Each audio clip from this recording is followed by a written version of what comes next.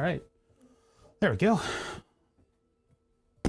Ready to do some 3D modeling today. We're going to try to trace the airbag hull using some tools that I discovered after doing a minimal amount of research. I did not do as much research as I really wanted to. I should have done more, but we're still getting used to some of these new tools like the 3D Connection CAD mouse, which is very expensive, wireless, Bluetooth, and otherwise supposedly CAD mouse. It's got the little button in the middle here, but I kind of want to repurpose this button. Well, I can't because the software doesn't do that. I would like it if this button did the two different mouse rates. Although, to be honest, do I use that on the SteelSeries mice that I have? I think I really only use one rate for the mouse, which is the slightly faster one. You can do a faster and a slower one. So if you're in a game and you're like, you know, trying to be really accurate about something, you can flip it to a lower rate. But I think I flipped it to a lower rate a sum total of like 3 times when I actually needed it to flip. So maybe it is good that it opens up its own special little menu. Maybe that is good. Jury's still out on that one though. We've got the steering wheel over here. We're kind of refocused a little bit for at least a stream or two. We'll get back to the modular synthesizer stuff. And of course, I'm going to get back to Burn the Subs. I said I would be working on it this week, and this week kind of got tossed into Crazy Town. Next week is nuts for me. I know there's nobody here right now, but when people arrive, I'm going to have to remind everybody that I'm not going to be here Thursday, and all next week is going to be like non-stop medical appointments. So stream is in the toss-up in that. I scheduled just a bunch of different appointments. I've got like a cavity in the way back of my mouth that I would like to get dealt with this week. So there's going to be a potential for streams to just not happen next week. And I'll of course keep the Discord updated. I can't update my Blue Sky because it got hacked, and I don't know when I will be able to get that account back. It's ridiculous. So fucking hackers, man, I'm so mad. It took over my account and set out a bunch of advertisements and then got the axe. So make a new account? I guess I could. The thing that I would be giving up with Blue Sky was that big group that I joined that gave me like something like 300 followers. Although I think I got way less. Flatulent Gonad got in early and he got something like 400 followers out of that thing. I got something like 200, I guess. I don't know. Can't look at the account anymore because they gave it the axe. They banned it. So that's fun. Fun. Yay. Oh my God. What a week though it's going to be. I have to have a completely sober weekend, and then they're taking all the blood out of my body on Monday. They're going to remove all my blood with a big jar of blood. I always want to take pictures of that and post it for you guys, but I don't think people want to see a big jar of blood. Some do, but they should not be indulged. Those people should not be indulged. Oh, this is full of LEDs. I got to be careful of this one. This is how it starts. This is where I start moving stuff around the desk, and then the mess kind of shifts to other areas. It's nice right now, though, because I actually have somewhat of open space over here. What's up, Wayne Johnson and Natsu130? How's everybody doing today?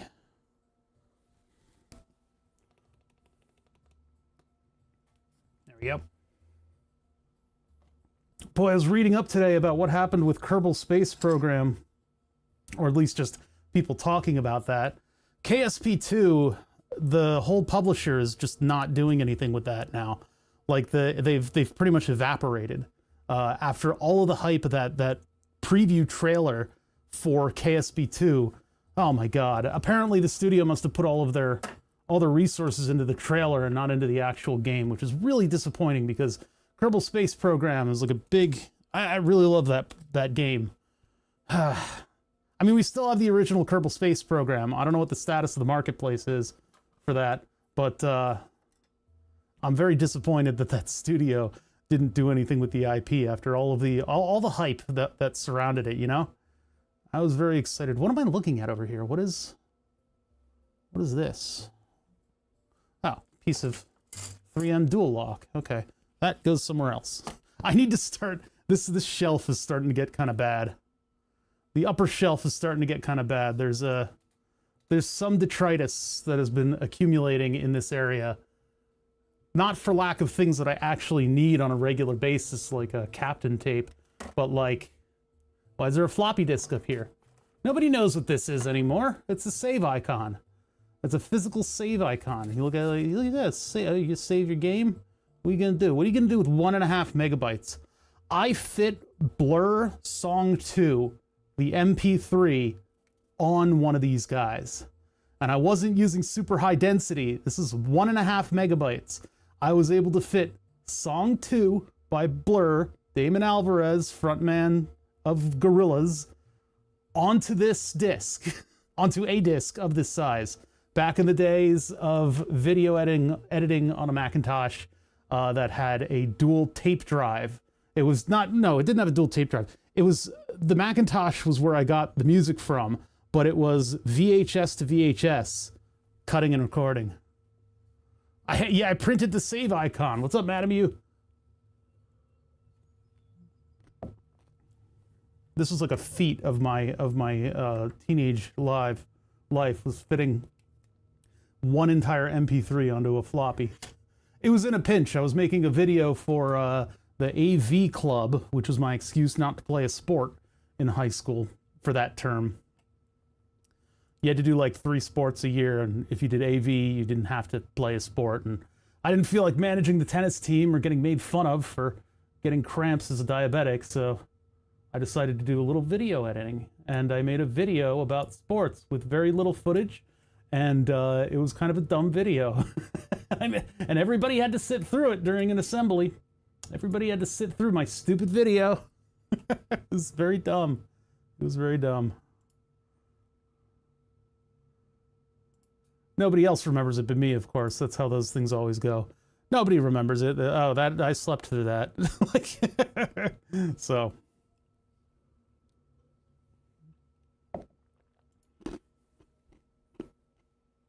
Yeah, this XL we got working. I just need to program it because these are all the old functions. So I don't think this even works anymore. Yeah, that just straight up doesn't work because it calls on something that doesn't exist. It calls on activating a scene that does not exist in OBS. So, but what I'll do is I'll cut and paste. Whoa, I'll cut and paste the stuff from this one over to this one, and then I'll have more scenes available, and I'll be able to control a little bit more from here as my setup grows and as things improve. Actually, I need to check with, let's see what the battery life is like. The battery life is going to be exceptional on these devices because they're new, right? They're new, they're Bluetooth, they put themselves to sleep. So I am getting a feel for, I've never really functionally used a wireless mouse except in college, where I was traveling with the laptop. So I didn't really know what to expect from the battery life of the laptop, or from a battery life of the wireless mouse, because it was attached to something that had a shorter battery life than it. So when I charged the laptop, I was just able to plug both in. I don't know what kind of modern Bluetooth life. Let's just take a look at the, I guess the 3D connection software. Yeah, so it's got plenty of battery life. Although, did this reset? I feel like this reset. We had it over here. What's going on with that? Like, okay, this isn't giving me battery life. That one, dude, what if I wake it up? Maybe it'll... Yeah, for some reason they don't give me the battery life here, whereas if I go into setup Bluetooth and other device settings, there's the battery life. 97%. Weird. Useless. I have a wireless mouse and keyboard, charging it like once a week. The mouse is once 2 weeks. Interesting. Yeah, and I need to, I think what I'm going to do, I think I'm going to buy a new keyboard. I think I'm going to buy a new keyboard, and this one will go back to the archive. This one will go back to being the backup keyboard. The tiny keyboard I got used to on the streaming setup, but it does fit this space nicely and gives me a little bit of extra room for the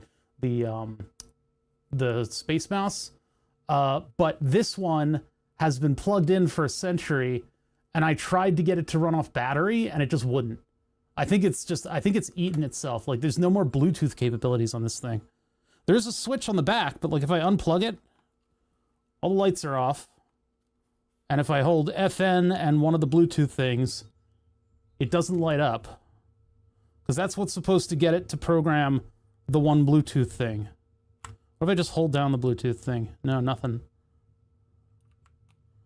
So if I flip the switch, yeah, I don't like the prospect of having permanent batteries in devices like this. I don't think it's a good match because you end up spending so much money on batteries. How much do each of those batteries cost? Although you can put like lithium-ion batteries in it and it'll last forever, but still. I put lithium-ion batteries in my smoke alarms and stuff so that I never have to worry about it again.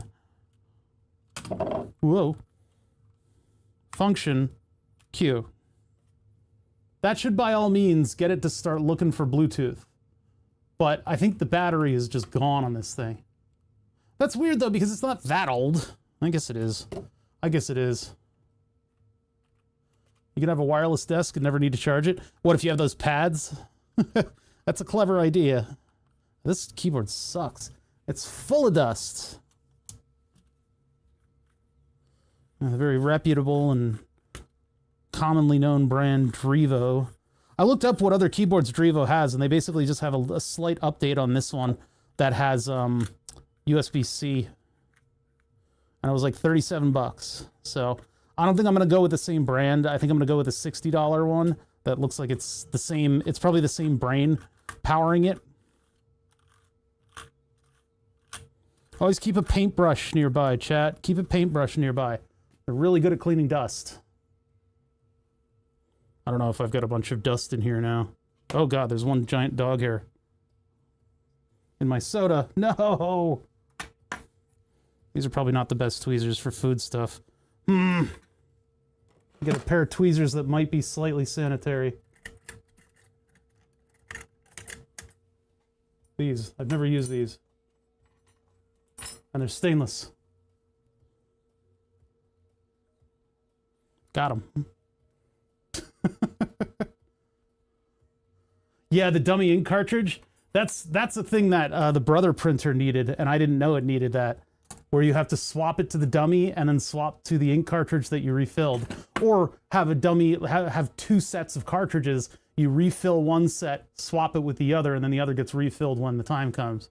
Because you need it's one singular piece of memory. It remembers the last one that it had and nothing else.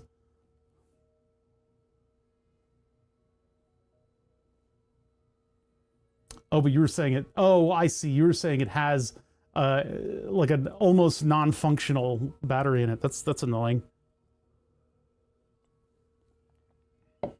But lithium-ion batteries, when they start out, are really, really good. Like you know, you get that cell phone, and you're like, man, this thing lasts all day. And then when the battery starts getting into its own, it'll have much less battery life.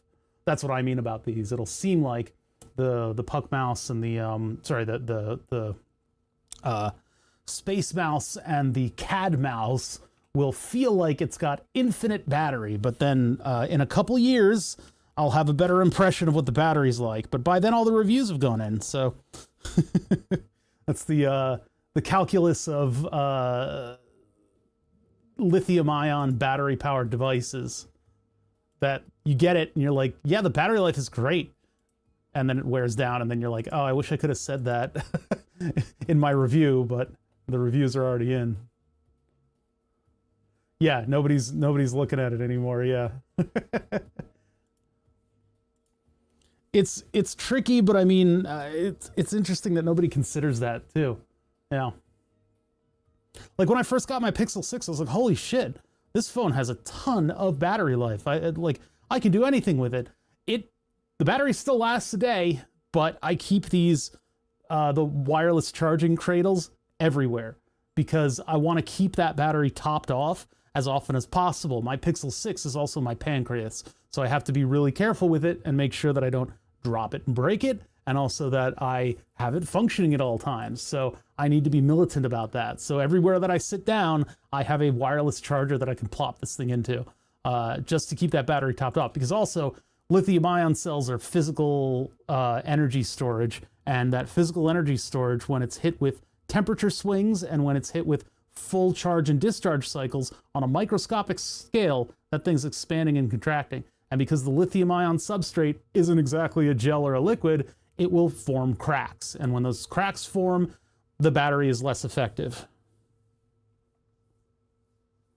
3-year-old thing, wait, what are you, 3-year-old thing is a stone tablet now. Yeah, it's true. 3 years. I try to keep my phones for a cycle of 7 years. I buy the phone full price and then I keep it for 7 years because I have this grandfathered infinite data plan that I'm currently not using that much. It would be very nice if I could live in a place that was near a 5G tower at all, so that I could use my infinite data plan to potentially stream with you guys. We could do out on the town streams with the phone in my pocket. You'd be like in that movie where the guy falls in love with the AI in his pocket. Google messed up my Pixel battery. What'd they do? I assume that this phone is not incredibly hard to get into as compared to, you know, other models that are similar. There's a nice big seam all over this thing, so I feel like I could probably get in there and do some operations. I do have a new screen protector, the thing that's all shattered on the front of my phone. The only problem with getting into it is that you have to use ultraviolet glue in order to put the thing back on with sort of a, you have to like put the glue down and then you have to put the phone thing on top of it and get no air bubbles and then use UV to seal it. And so I just haven't done that. You have to like peel the screen off and then you have to peel off whatever that material is. I think a few months ago. Oh, that's not good. They did an update and destroyed the battery life of the 4A. I don't know if because this thing is now a health device, if I'm going to need to upgrade to the latest and greatest soon. I mean, it's a Pixel 6. They're up to what? They got the 8 yet? Is that out? I don't really know. I don't follow phones. Again, this is like computers where phones like expect you to do this yearly cycle of upgrades, and that's just not a rat race that I want to get into, right? And then there's also the people that see like Android devices as being for poor people. So they're like, you have to get the latest iPhone or you're going to look like a poor person. Imagine living your life like that. Could you imagine having opinions like that? how devoid of humanity and empathy and just all the basic workings of living in a society do you have to be in order to think like that? And I've seen, you know, again, my exposure is just social media, so maybe it's all fake and I don't, people are not like that, but I've seen posts where people say stuff like that.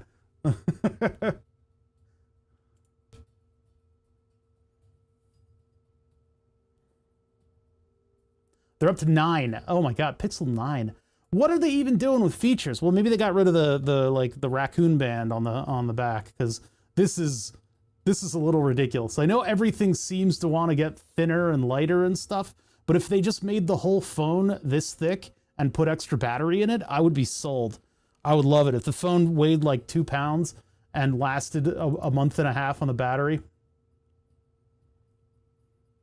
In some locations, they offered the battery replacements. Others got $50. That's crazy. That had to be so expensive for well, okay, it's Google, so maybe not. But I mean, like, everyone who has your phone gets $50 or a battery replace. That's crazy. That's crazy. This is the FTL soundtrack. I think this is, original and AE. AE was a big mod that came out for FTL. FTL is like a Star Trek captain simulator where you're a little bit micromanagey, a little bit more micromanagey than in Star Trek, but you, in a situation, you tell your crew what to do, and they perform all these functions on a two-dimensional thing, and you've got a ship that's shooting at you, and you're trying to sort of win the fight, because you're rebels that are trying to kind of, I don't know, save the galaxy in some way, shape, or form. But it's oh, I love it. It's a great game. It's wonderful. FTL's one of the best games. But there's never been a follow-up. The people who did FTL have done other games since. I don't know what they're working on currently, but there was a big mod that kind of expanded it out a little bit and gave it a little bit of new life. But that was many years ago, and it had its own soundtrack too. The FTL was kind of it began as a song that needed a game to go along with it, is what I hear from the devs.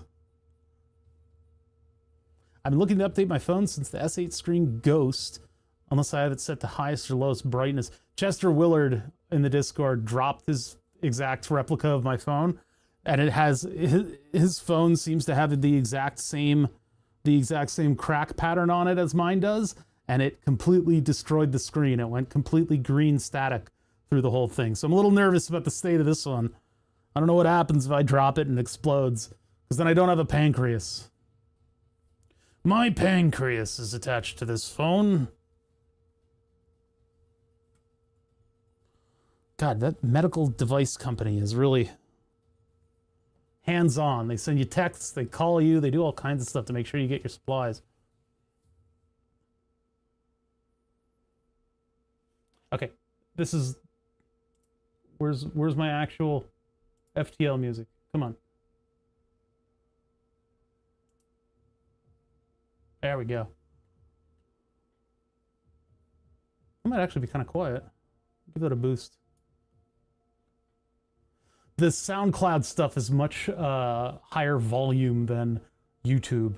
Although we were doing YouTube last time, it might have still been very quiet. It should be in the background anyway.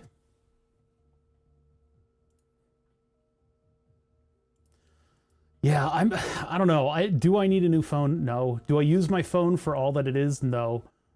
My phone could probably do a lot more than I let on to. It could probably play a lot of the games that I like to play without much effort. I'd probably play Fortnite with that thing. It's got a decently powerful processor in it, but what do I need out of my phone? I don't need all that much. I needed to run the Android Auto Pancreas system. I needed to be able to browse the internet. That's not even a need. That's just a want. I need it to make phone calls and receive text messages. What else is my phone possibly going to do for me? There was actually one really good app where you could scan the sky and see what the cycle of the sun would be, which is really good for camping because you can set up your tent in such a way as not to get blasted by the sun in the morning. I'll try to ride out this 4A for another year or two if I can. I could upgrade my GPU for many years now. Thankfully, I don't need these that much. Yeah. You couldn't upgrade. Couldn't upgrade your GPU. Yeah, currently I'm in 2020 technology, which don't let me know that it's been 5 years since 2020, because goddamn, like the technology that I have is the latest and greatest of 2020 in my gaming computer. And that hasn't been a detriment at all. All of these streamers that I see going like, well, I need the 5090 now. I need the latest and greatest graphics card. Really, you don't. You really don't. Although these guys do make a living playing AAA games, so I guess maybe getting the best is on the table, but it's really not that necessary, is it? Like, and then also you're competing with like crypto and all this other stuff to try to get this computer hardware, and it's like, I don't know, it's a lot. It's a lot.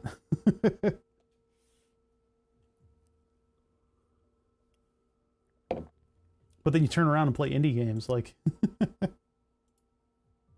2 games I want to try need RTX to even start. What the fuck?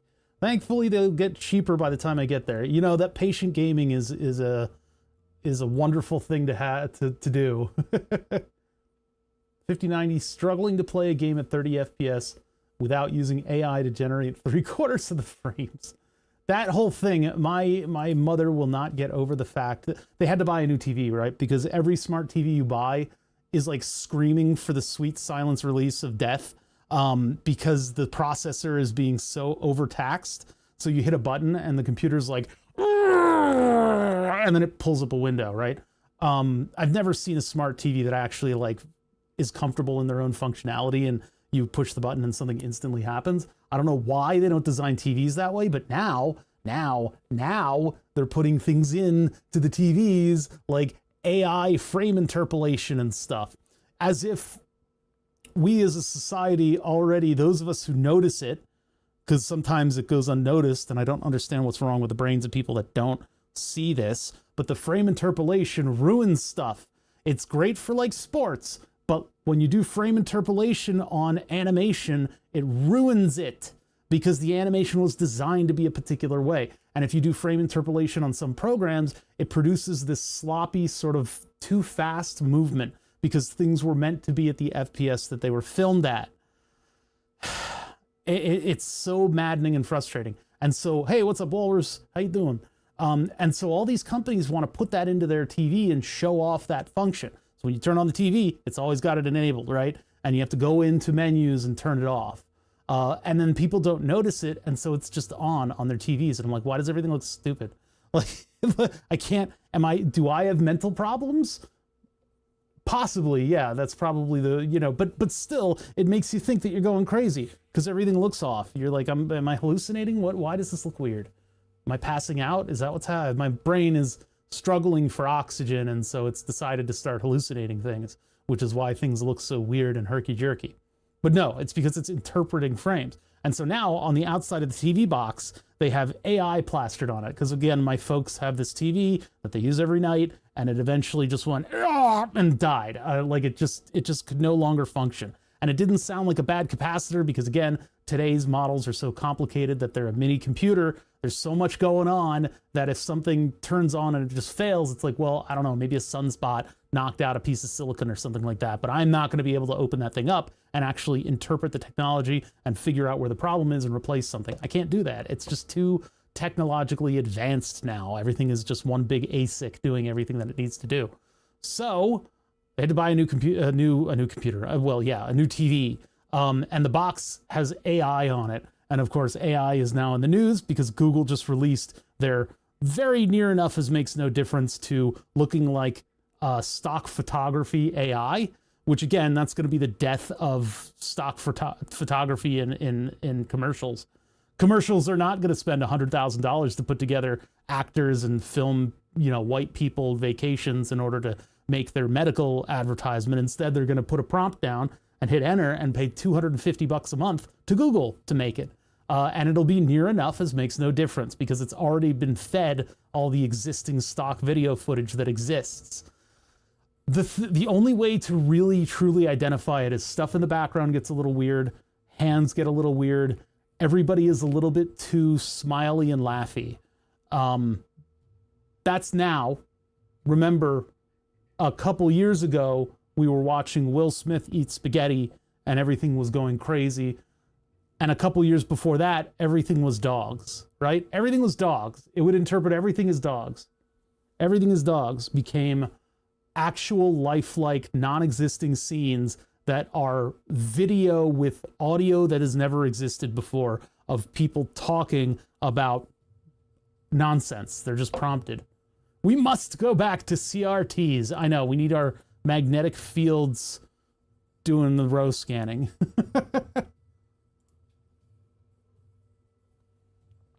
So in a couple years, we're going to reach that indistinguishable level of AI. Yeah, that's going to be crazy. Google Deep Dream would see eyeballs and everything. Yeah, eyeballs and dogs. But Deep Dream became realistic video, which is scary. It's going to come soon. That threshold is going to suddenly pass where I'm going to start seeing some weird stuff in those medical advertisements. Those, Zerbrexis keeps my bowels from erupting out of my mouth. And they're going to be laughing and having their white people vacations in the background while they talk about the side effects that include like your head popping off and shit like that. But those white people will never have gone on that vacation. They will be created using an inordinate amount of energy in a server farm. Yeah, Deep Dream was about when we were starting to use AI as a buzzword, though. That was when the for loop AI was around. Because that's what really popularized it.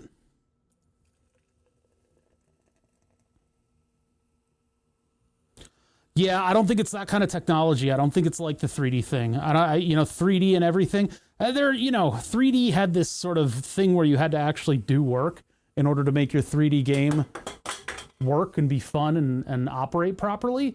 And for the most part, you could throw 3D at just about everything. What I'm sad about is this. CAD could really benefit from using the modern 3D interpreters. And I'm sure there's some programs now that could do it, but I think Fusion 360 should have been able to natively use that technology, because it would be wonderful for me to be able to fly around my CAD design and view it with depth perception.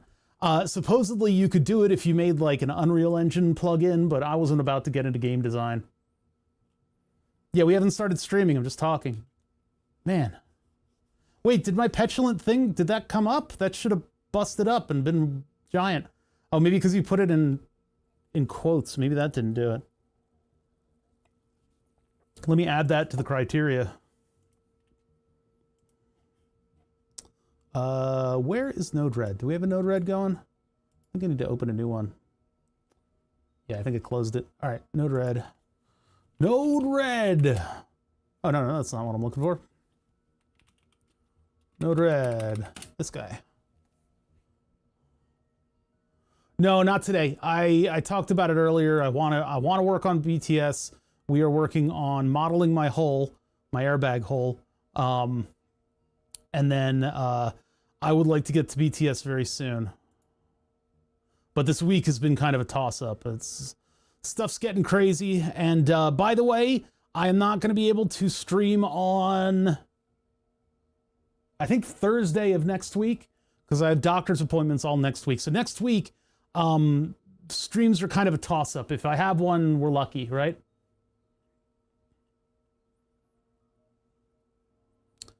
Sub or gift, that's all the way up here. Yeah, starts soon. Start soon, start soon. Or let's do, add another node to this. What do I do here? There's a plus sign somewhere around here.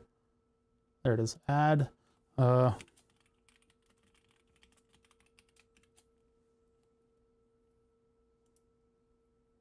contains.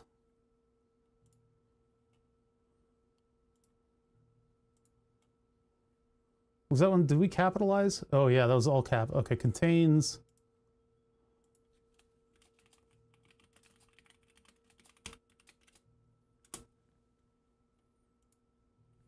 Will it ignore the quote marks if I let it? I think it will. Well, no, because those characters are attached. Yeah, I need to put it in quotes. Specifically, there's going to be all kinds of exceptions on this. I probably should use a regex. I should probably use a regex, because then I could cover all my bases better. But I don't know how to use regex, so so we do this much less efficient manner of capturing. It'll still miss some, but at least we got that scenario. Accurately modeling holes is good too. Plenty of double entendre. I tried to kind of milk the double entendre.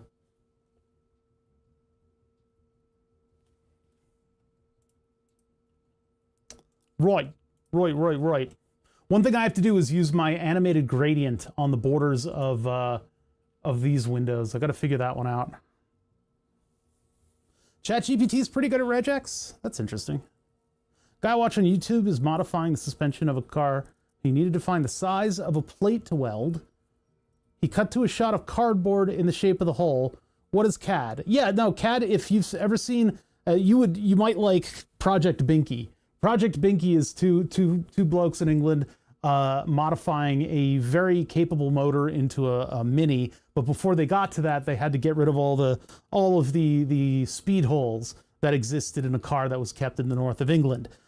So they had to do what they call cardboard aided design. That's their CAD, where they take pieces of cardboard, and I mean traditional cardboard, not like corrugated cardboard. I mean like just a slightly stiff piece of paper, and cut out all the shapes that they would need, transfer that over the metal, cut that out with an angle grinder, and then that would be able to be welded back in. That's a time-honored tradition. We've even used it here. We've used it in the shop before. It's a great way of modeling three-dimensional shapes in 2 dimensions. You sort of make your shape that gets it just right, and then you can transfer that. I mean, it's a good way to do things.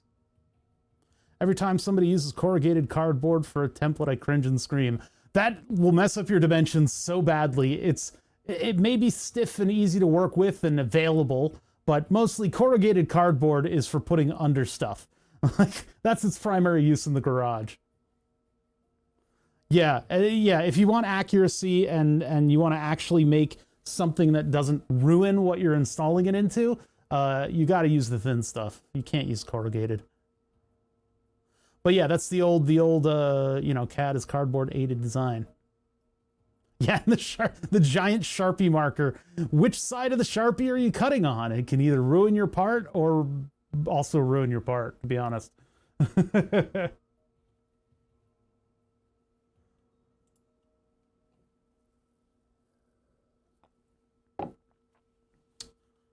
It's funny, it takes me just a second or two, but then I get used to how this mouse responds. I think I'll probably end up using this in the future. I'm not sure if I'll use it for the gaming computer or not. I don't know if I will, but you do get used to the movement of it, assuming that it keeps all the settings. The thing that I can't get used to is the space mouse. But I think I'll just need to give it a little bit of a tweak on some of the settings, and then I think it'll be a little bit more intuitive. It is good for making nice, slow, sweeping shots, though, if you set the sensitivity down on it. Get down on it. Doodle-doo, doodle-doo.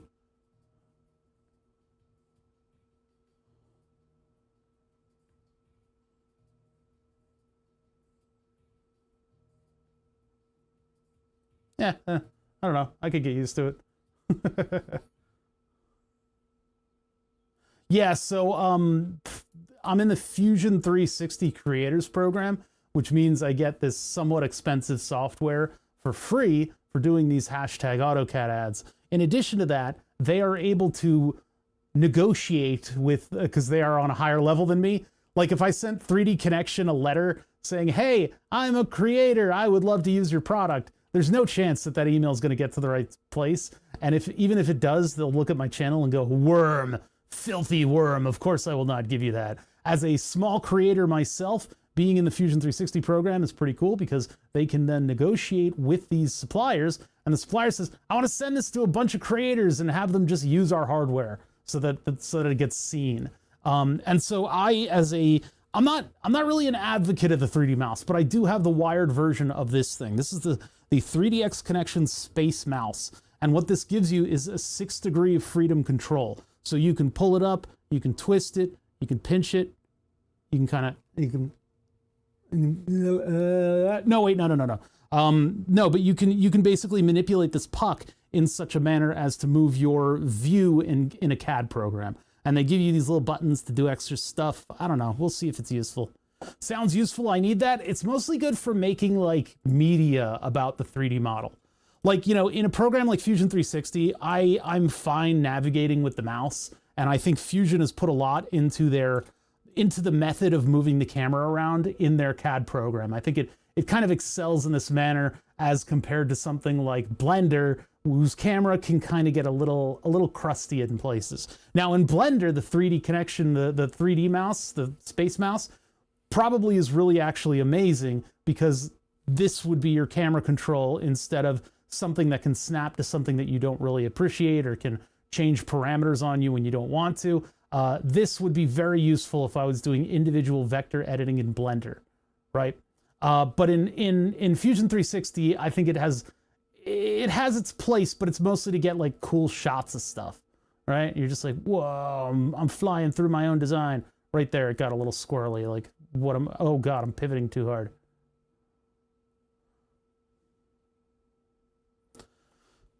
Yeah, it does. It has 3 buttons. We've got a center button on this mouse, which I don't necessarily know how to utilize. I know a lot of those old Windows mice that had the big 3 on it, but you got the scroll bar here. You can reprogram the buttons, so I could reprogram this to be right click. Right now, this is right click, this is left click, and this usually brings up just a scroll control. I don't know what it does in Fusion. Let's see. Okay, so it does what would happen if I press the center down. It's just doubling up on the scroll bar press.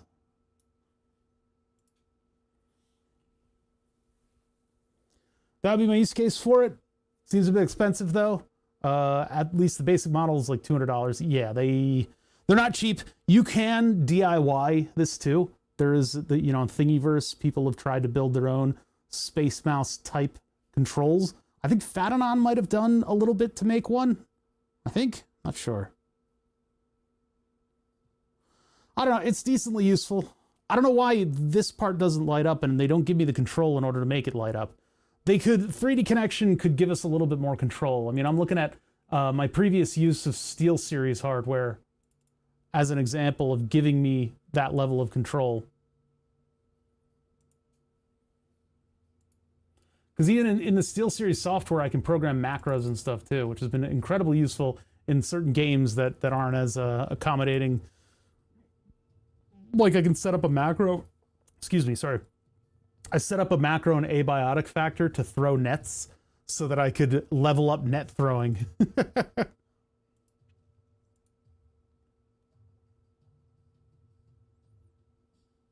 Oh, this is not what I want.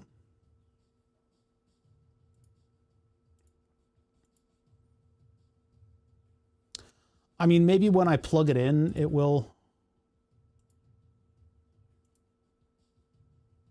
Yeah, so you can do all kinds of controls here.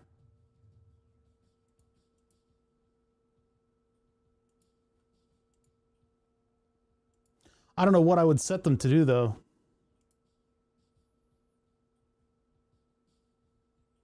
See, all I get is LEDs activated.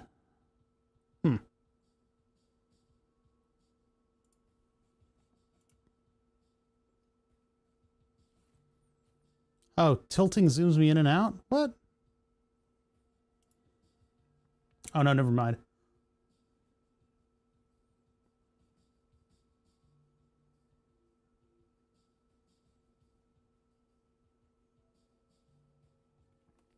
Yeah, it's pretty neat.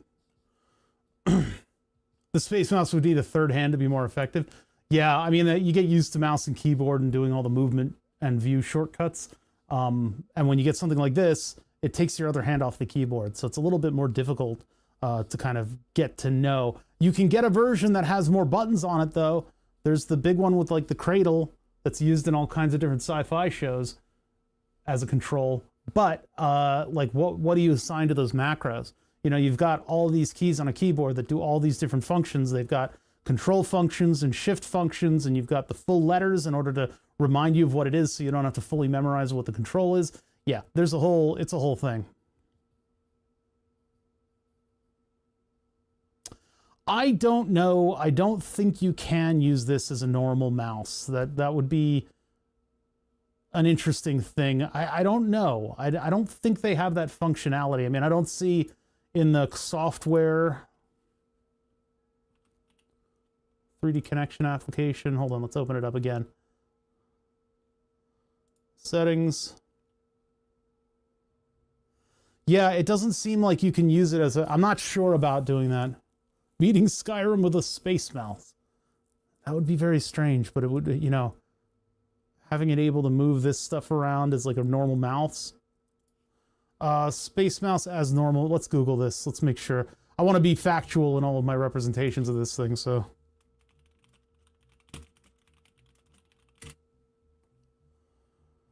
Space Mouse Wireless is the normal mouse. Is it possible? Yes. It isn't a great 2D mouse. It's basically a joystick with all the limitations of a joystick. You're driving the cursor by velocity and not displacement. It's difficult to stop on a dime. There's a reason we all use traditional 2D mice. We even make them. Yeah, they also make traditional mice. This is 3D Connection. Unfortunately, the GUI cannot help you set it up. You have to edit an XML file. I can help you with that. Okay, so this is like an employee answering the question. How do you tell the driver which mode you want? Well, why don't you build it into the UI? I guess it's just manpower, person power.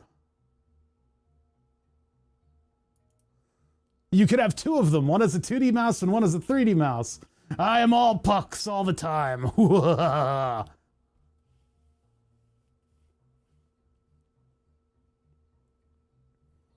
The challenge is beating Elden Ring now. I never liked those games. not for any sort of functional reason. I know they play really well and people love them to death. I don't like those games because there's an era when all of the streamers, it was just all the streamers' favorite game. And so they played nothing but that. And to watch Elden Ring is not as fun as playing it by a country mile. Elden Ring is just a gray game. Everything is gray. And everything is like edgy and dead, and I don't like it. I don't like it as a game. I never played them. I don't like them, but apparently they're very difficult and satisfying when you do actually figure out how to do everything in them. But it's just watching somebody dodge roll, dodge roll, dodge roll. I don't appreciate them at all.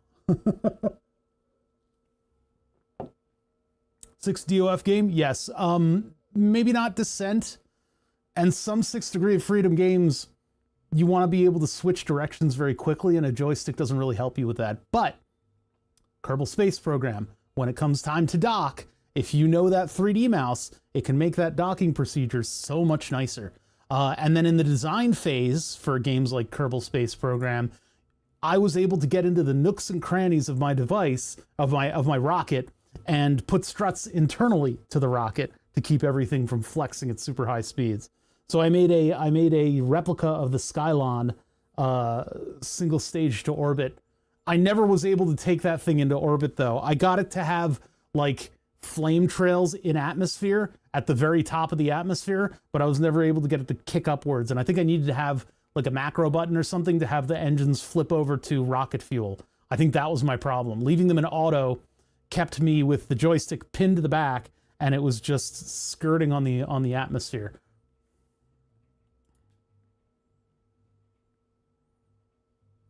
What I dislike is most action games with fights adapted to that Souls-like combat. Even Oblivion fell victim to that. They have like a dodge roll mechanic, which is again like it's the Japanese style of making games where they come up with something really good and there's an exploit that becomes a game mechanic, and then they lean into that and keep that forever. It's the same thing with not Helldivers, EDF. EDF is a quirky game, and it is allowed to have quirks. Yes. I can still complain about the quirks, and I can still like the quirks. Right? Quarks? The quirks. I am allowed to criticize games. Nothing that I say is a deal breaker, because I still think Earth Defense Force is an extremely fun game. But there is a class called the Lancer, and the Lancer class is your mecha soldier that can barely move but can handle really heavy weapons, right? That's the game mechanic. You can be the light, girl that flies around and is really fast. You can be one of the 2 human soldiers that runs around at human speed and is a little bit squishy, or you can be the tank. Except some of the weapons on the tank allow the tank to suddenly burst forward, because if you're using a melee weapon, you kind of want to get up in something's face. So, it does the whole anime rockets thing, and you fly forward. Some of them, it does the whole anime rockets thing, you fly up. There's an animation cancel. You fly forward, you fly up. You fly forward, you fly up. You fly forward, you fly up. Suddenly, you're in the air, and you're able to move faster than any other character in the game. And they kept that mechanic through all the iterations. We're up to what, EDF 6? And again, and this is why the Japanese style of doing the game thing, they come up with the fundamentals and then they slowly improve on them for the next game, and they improve on them for the next game, and they improve on them for the next game without fundamentally changing anything. So that animation cancel is now part of the DNA of Earth Defense Force, which I very much enjoy, but also if you play on keyboard, you have to get carpal tunnel syndrome by rolling between shift and control in order to do those alternative attacks. Or you get a controller and you just go boop, boop, boop, boop, boop, boop, boop. So I get a controller and I play the game with a controller. But again, it's like, if you want that to be a game mechanic, build it into a game mechanic. They kept it as an exploit and never talk about it. So I had to watch a bunch of YouTube videos and figure all this stuff out. And then I was the most powerful one of us playing EDF, which is good because I'm bad at games. I'm not good at games. I'm not by no means. I've been playing games my whole life. Started on the Atari or Spy Hunters on an NES. That's where I cut my teeth. I'm still not good at games, right? Friend of mine who you guys have seen me play games with, he's very good at FPSs. I have never gotten somebody to sit me down and give me advice on how to get better at FPSs. So I am terrible at games. I like to run around and be a silly person doing silly things. That's what I always do during these survival games. You know, they'd think, oh, Bothers, he's like really smart engineer. He should know how to do all this stuff and like be really good at it. And I'm in a game, I'm just like, haha, what happens if I put a rock up here? Like, I have no interest in actually doing work during gaming. I don't want change, I want fun. Yeah, I mean, if you like that initial game, then that makes sense. It's just, it would be nice if they built it in a little bit, because they really don't care about PC implementation. It's all about consoles. And so having shift and control be your buttons that you push in order to make the Lancer do the animation canceling exploit. You know, my pinky finger is sad because you want to destroy it physically. If you went for the premium version, you could use the extra buttons, I suppose, to compensate for not using a keyboard. Yeah, but I mean, the problem is the CAD program is fundamentally built to utilize the keyboard, right? Fundamentally, they do not expect you to have special hardware. And so you would have to go in and reconfigure lots of things. And again, you know, any CAD program worth its salt will let you reassign buttons, but then it's locked into that button. And if somebody walks over to your computer and wants to like show you something in the model, oh, let me show you this thing in the model. No, don't touch that. That's not the way you think it is. You have to use this. And then this thing works all weird. It's not that functional. But again, I mean, you can make the best of it, and you can really utilize the Space Mouse in a lot of really cool ways. Especially if you're doing something like architectural planning, you could film like a little walkthrough just with this. If you get used to it, you have to kind of get used to it though, to make it move a little bit more naturally.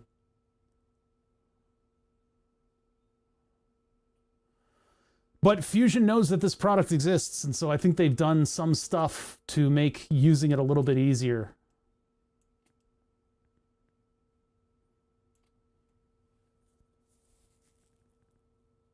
Oh, sorry, I don't want challenge, I want fun. Challenge was the Souls comment. Souls combat comment. Sorry. Things are going fast. I missed stuff. You do the same with the gamepad, I assume, controlling the camera with 2 sticks. It's very smooth. Yeah, I mean, you could get your dual joystick set up, your HOTAS set up, and have that control your view thing, I think. I don't know. I've never gotten into that with Fusion 360. I'm not new to Fusion 360. I just haven't utilized it in a lot of different facets. This is a little too... What is the music doing?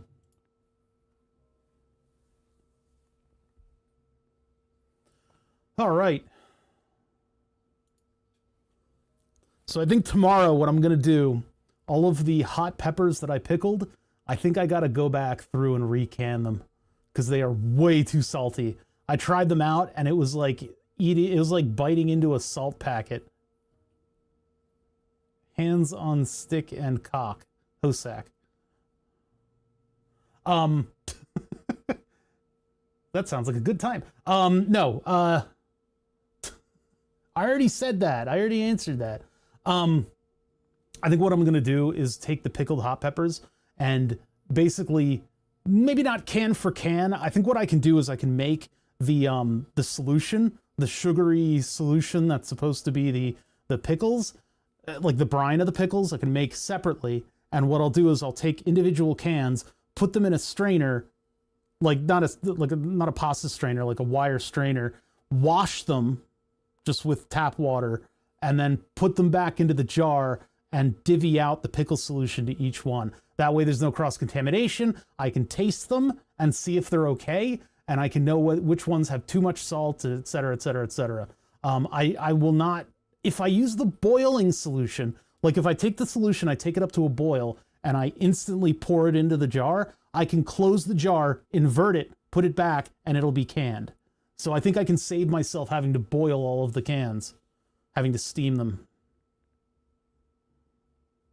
So that's my project tomorrow. That's what I'm going to work on tomorrow. We won't have a stream tomorrow.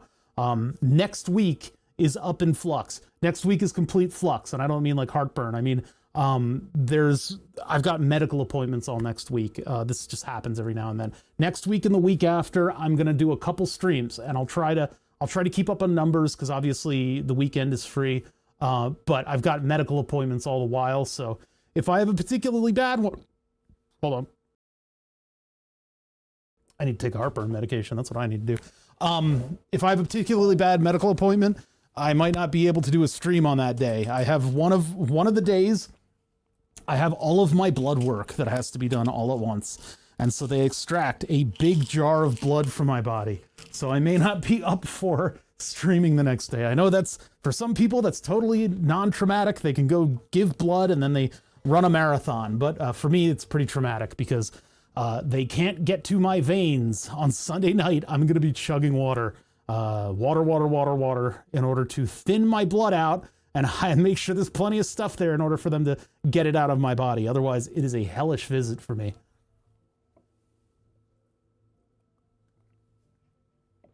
I wish I could bring the thermal camera and just be like, look, there it is.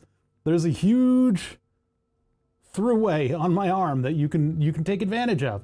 But it doesn't work like that with me. I mean, things are so deep down that it just doesn't work. Bum, bum, bum, bum, bum, bum, bum.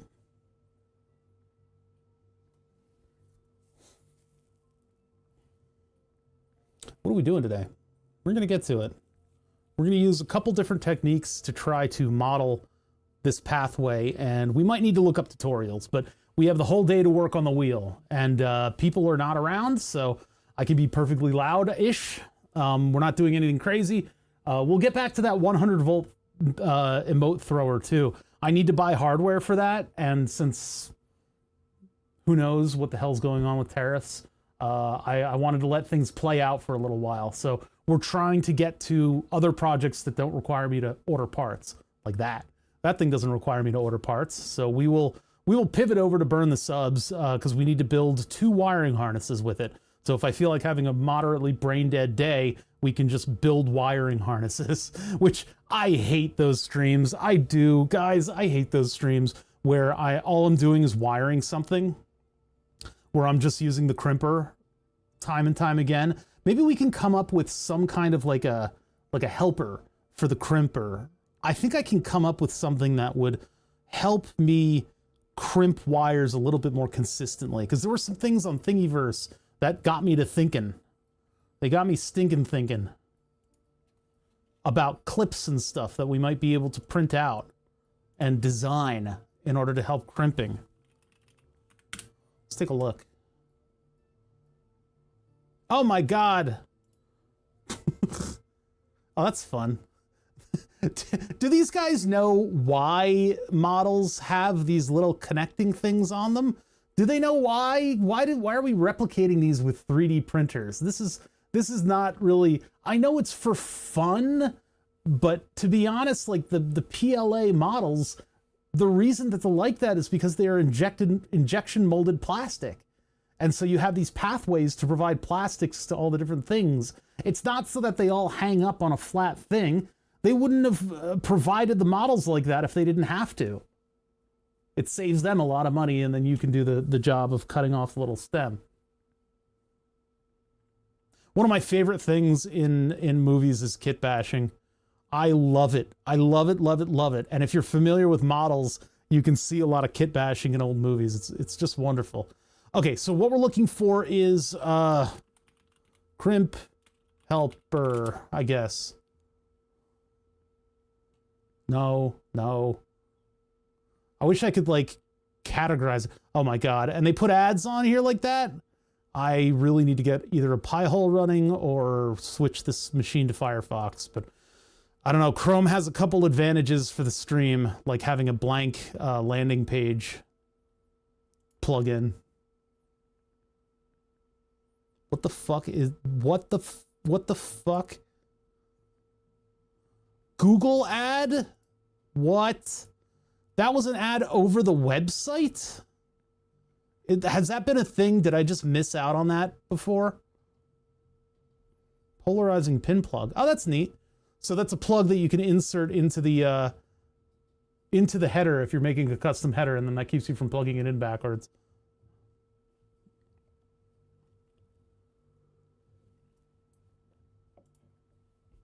I guess helper didn't really work on that search.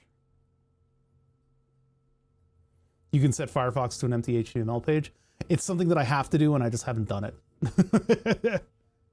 I forget what the other advantages to Chrome on this machine were, but I think they're dwindling given that Google is putting ads on top of entire websites.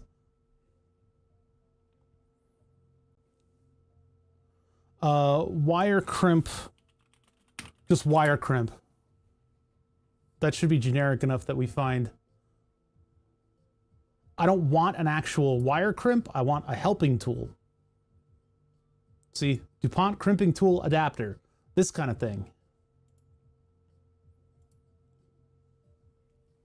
What is that doing for us? Okay, so that's an insert. The DuPont crimps are actually much easier to use than the other ones. So I don't think I would ever need this.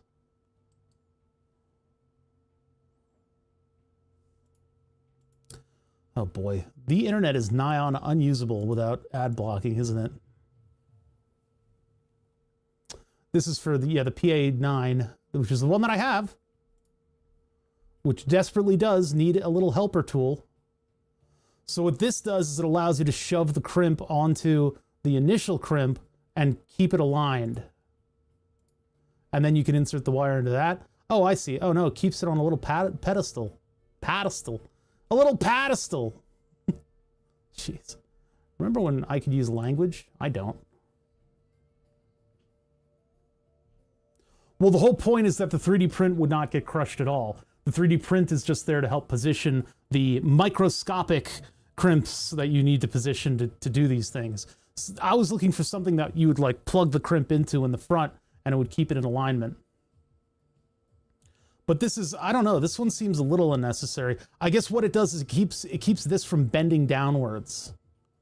Because on this one, what'll happen is when you crimp, it'll crush those two in, and then sometimes it'll bend down, and it bends it when you try to remove it as well. So that's one tool that I might be able to use. Are there any remixes of it? Hold on a minute. Yeah, there's this whole category of helpers in order to position the crimps and get the wire to the right distance. Oh my God, get out of here, Walmart. Where do we find it? Makes, no remixes, comments and files. All right, not quite. What about Molex crimping tool? Oh my God, I need to get an ad blocker. So again, yeah, you plug it into this and then you put it all the way to the tip there and that puts this in the right position. That's the kind of thing that we need for my crimping tool.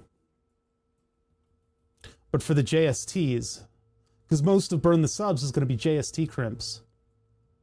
So let's add JST to our search. Or JST tool.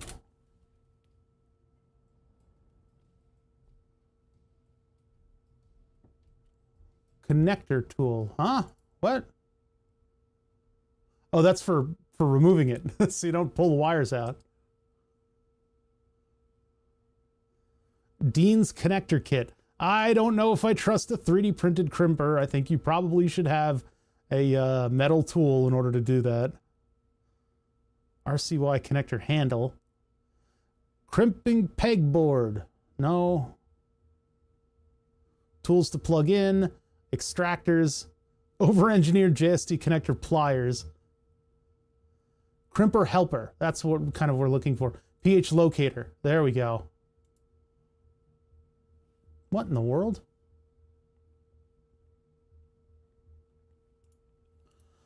Trying to understand what this is. So it's so that you can. Oh. Are they using the alligator crimp as pliers?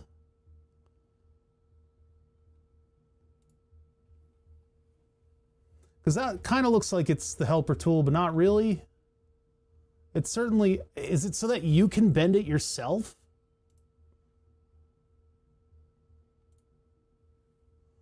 So these are the easiest ones to crimp. You really don't need an extra tool. It's really the JSTs that are supremely difficult to operate. But is this helping you crimp them? Or just positioning them so that you can do it? With my fat thumbs, okay, I can relate. I have trouble getting the wire to be in just the right position when crimping DuPont and other connectors. This design uses an alligator clip and a small printed piece to allow the wire to be correctly positioned and held long enough to squeeze the tabs over the insulation using needle nose pliers. So yeah, you have to do this yourself. This isn't one of the bending forms that'll do that nice bend and crimp. This is one where you're using pliers to just kind of flatten them over and squeeze them. I don't know, I don't really like that, but that is a viable thing to do. You can get enough pressure by using that.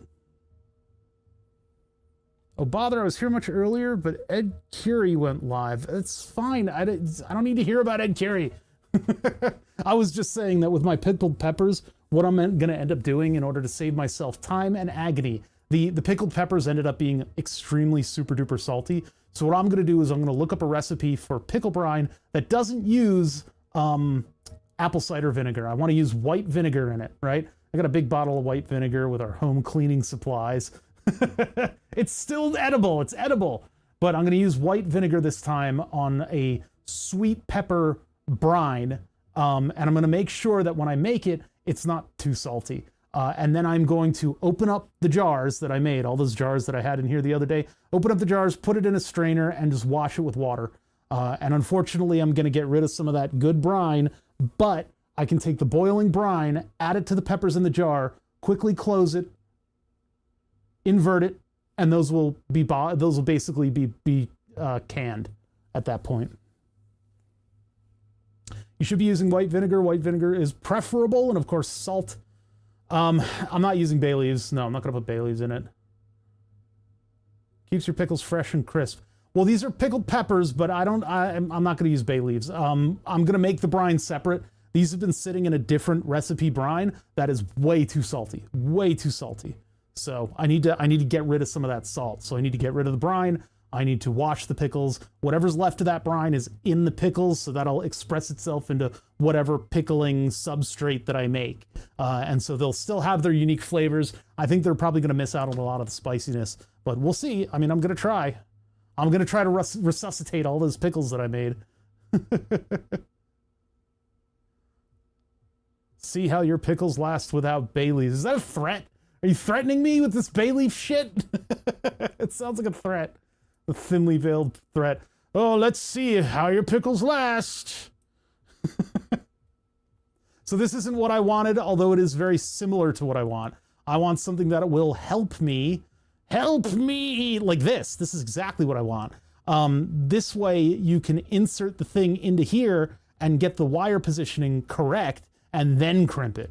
You don't have to kind of pre-crimp it a little bit, because pre-crimping it actually helps you get it around the tabs for the jacket squeezing part. I know it's not a threat. I was making a joke.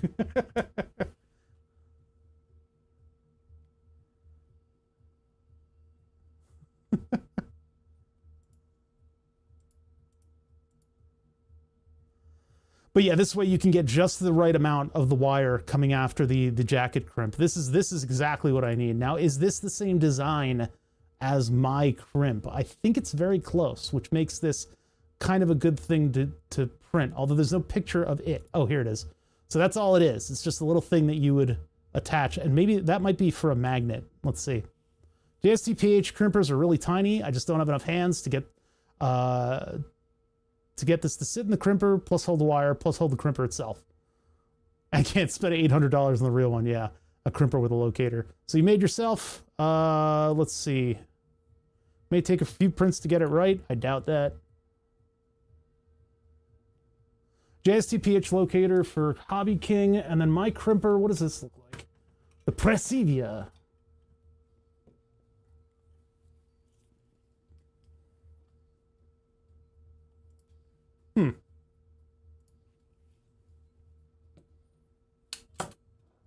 Okay, so the big hole in it is for the screw. That would be to avoid this thing. But I might just make something with magnet holes in it too.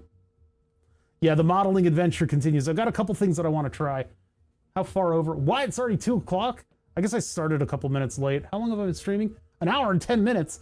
Okay, we're looking at stuff like other things that'll help me in the shop. So it's technically, I could probably get rid of starts soon and we could just have a kind of lazily get into the right topic. Just get the music out of here. We've been talking about all kinds of stuff. I've actually had stuff happening in my life that's worth talking about. Actually, not really. I've just been reminding everybody over and over about that next week is going to be real squirrely with my streams. I might not be able to. I might not be able to stream on many days next week because I'm going in and out of the doctor's office. I've got lots of doctor's appointments next week. I finally scheduled, after like a year absence and a lot of my doctors, scheduled everything. So I'm going to be going to the dentist. I'm going to be going to the optometrist. I'm doing endocrine. I'm doing the blood thing where they get rid of my blood and they go, see your blood. And I'm like, yeah, I like my blood. And like, it's worthless. And I'm like, what do you mean? And they throw it in the garbage. And apparently that's good for me. So, and then also just primary care physician. My doctor retired and then he gave me recommendations for new doctors and they were all gray-haired doctors. And I'm like, this isn't solving the problem. I probably need a doctor that's younger than me. Watching you with 2 infected eyeballs. Don't watch me with, no, make sure your eyeballs get better. That's terrible. I've seen too many doctors in the past few days. I've never had an infected eyeball. I got infected sinuses once when I was living in Virginia, and that was terrible. The only time I've ever had that happen. That sounds awful. Crimpers for non-insulated lugs. Yeah, it's just a crimper. It's the kind that I use on the JST plugs, the ones that I commonly use, the Japanese plugs. This also does DuPont's as well. And what I would like to do is make a couple forming tools for this thing so that I can get them properly positioned by just inserting them into a little piece of plastic so that I can have this thing open and position the wire and then crimp down on the connector. That will save me a considerable amount of time. So we're going to look into that and then work on burn the subs wire harnesses when the time comes. Dr. Hunter's Simulator. I'm sure some edgelord has made that kind of a game. Wire soldering station. That's kind of neat. Yeah, that kind of works. But I think this is definitely the tool that I need because it looks like everything is just about the same size over here. Although I should probably take my own measurements and just ape off of the work that they've done to put this together because it would be good to have those files for future things. But this does look like the very common tool, very same style that I have. I think what I can do is I can actually put magnets in it too so that I could load up the tool and then magnet it to this thing and then crimp. That'll be a good idea. They're not that bad. Annoying, just tonsillitis hurts enough, so I got 2 different antibiotics and painkillers. I got my tonsils removed in the same summer that they removed my wisdom teeth. It was the summer of, oh bother, removing things from his mouth. In a non-fun way. All right, so let's close all this stuff. We don't need all of this.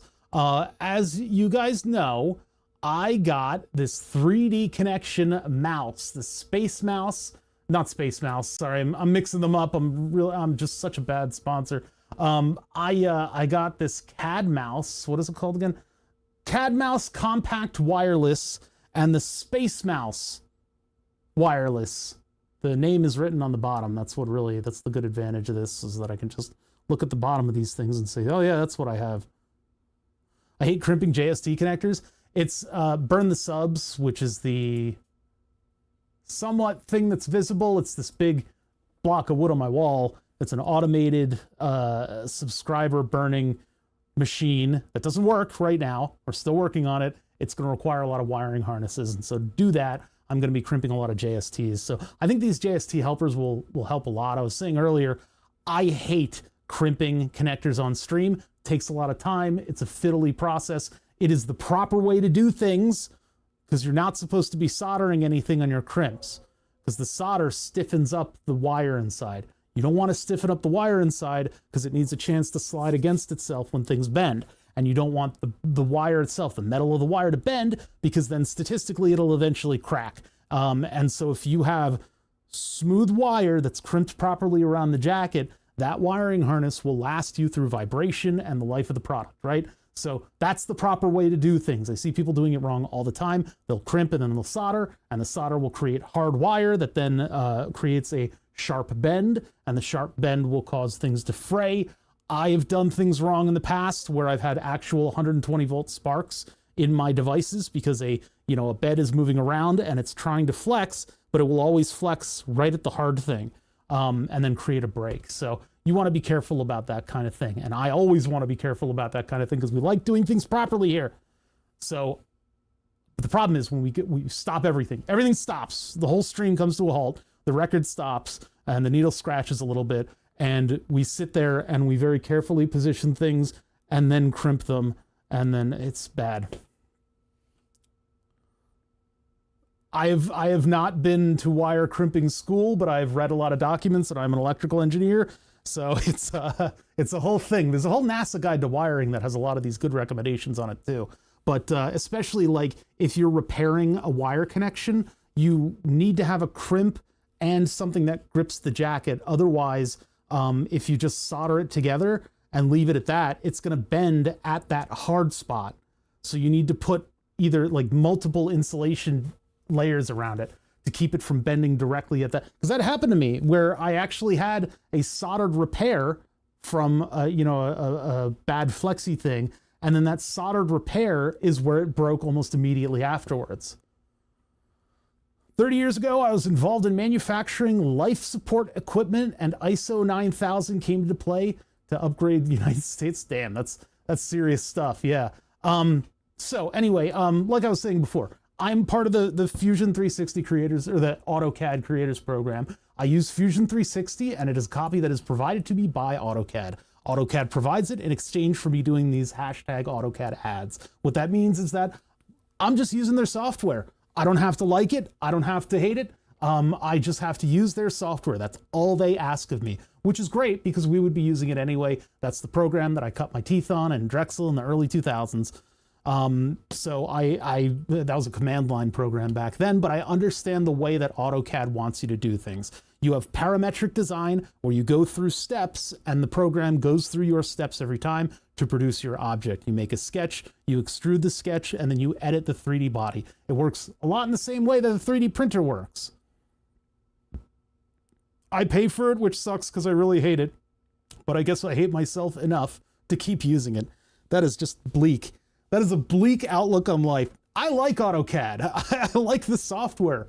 I don't mind that Fusion 360 also has Eagle wrapped into it. Eagle was the buy it once and own it PCB design program of, 10 years ago. They sold to AutoCAD, and AutoCAD wrapped that up into their three-dimensional design, which means I can actually design like cool objects that are sort of the whole story. They're the electronics and they are the object. I can have a custom PCB that fits into a little cubby hole inside of something else. It is really nice to be able to do that in one cohesive piece of software. I say cohesive, and that word is doing a lot of work actually, to be honest, because it does feel like they are just two complete separate slices of one program. However, things are starting to kind of meld. The chocolate and the peanut butter are starting to kind of intertwine.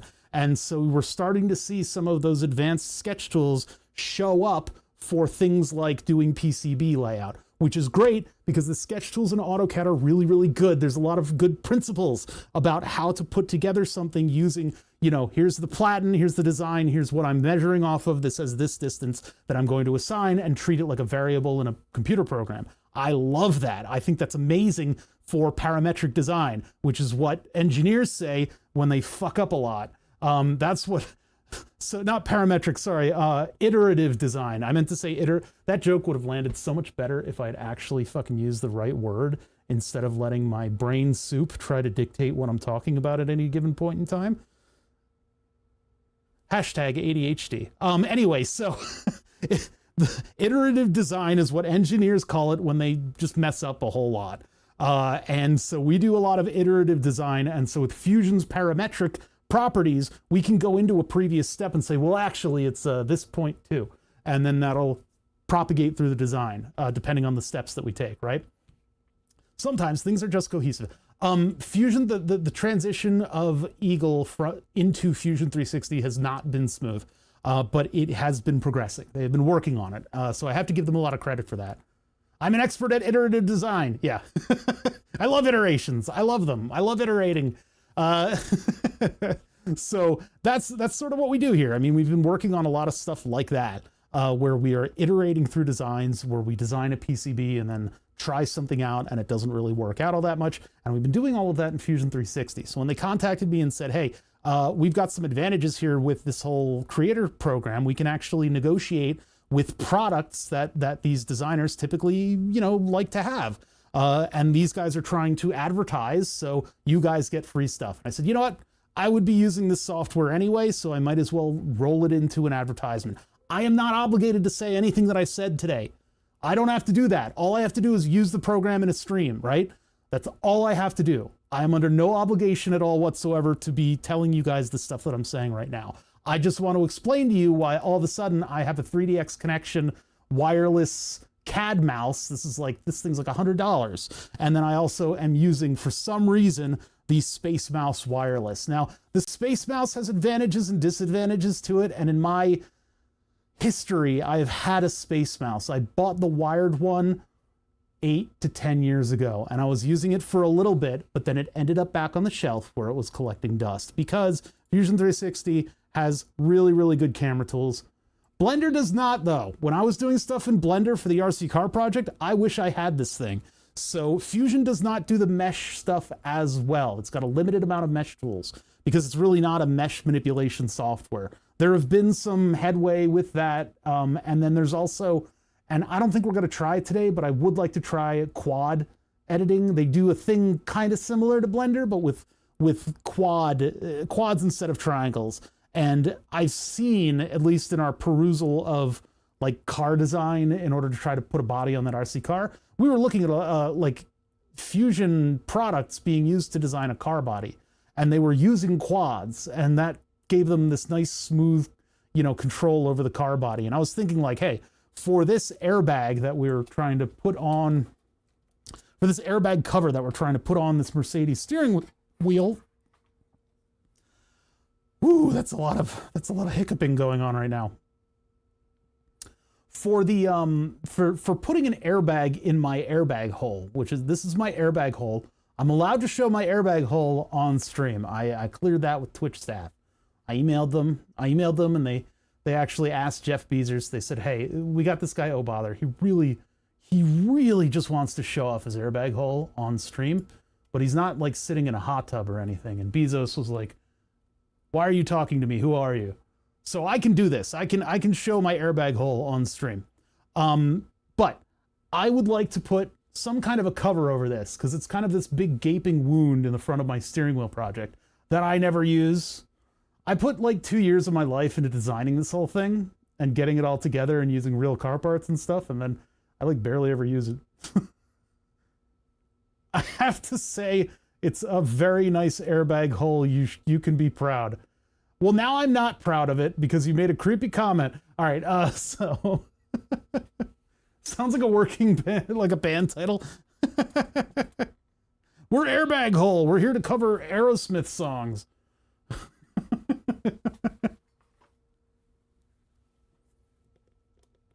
And Hootie and the Blowfish. So, we need to fill my airbag hole, right? We need to fill my airbag hole good.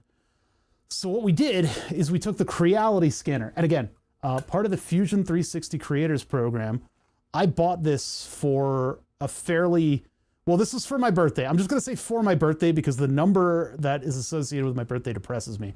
I bought this for my birthday. This is like a $300 thing, right?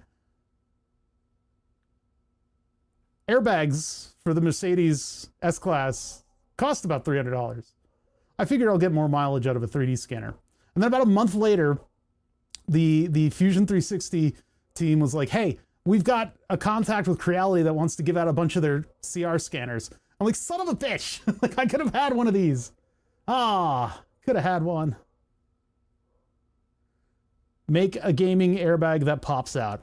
You're the first person to actually frame it as a gaming airbag, as in something that would potentially be resettable, that wouldn't break my fucking nose every time it goes off. You see, I don't know if you know about Twitch chatters. We, in the past, I think only Amazonian Walrus remembers this, but in the past, we made a little tank that chat could control. Back when there were multiple chat rooms associated with each Twitch stream, we had basically the IRC chat where people could give directions, and we had a little treaded vehicle that would follow those directions. And I took some painter's tape and taped a frickin' X-Acto knife to it, because we got a big raid from a gaming channel, Rabaz, that had like 1,000 viewers. So I had to do something. I had to amp it up somehow. So we taped a knife to the tank. That proved, on that day, that proved that Twitch chat is out for blood. That's all they want is blood. There were users in there that were a little bit too adamant about controlling this thing and getting it to collide with my hand. Luckily, it did actually collide with my hand, and it severed several fingers. No, it collided with my hand, but since the treads were too smooth for the desk protector, it didn't have any inertia behind it. So it was literally a blade just going boop, and it was just pressed up against it. It didn't even break skin. So, but yes, this is Twitch chat is out for blood. So in the pantheon of suggestions from chatters, yours was nice because it didn't involve attacking myself with chemicals, physically breaking my bones, bruising my flesh, killing myself in some way, shape, or form with engineering. Twitch is just out for blood. They really just want to, they want to like spray me with like fart spray, and it's just like, this is why we have the Idealite. I am not laughing with you on the Idealite. I am laughing at you if you have an idea. Twitch chat ideas are not to be followed or taken seriously in any way, shape, or form, in spite of how serious the chatter is.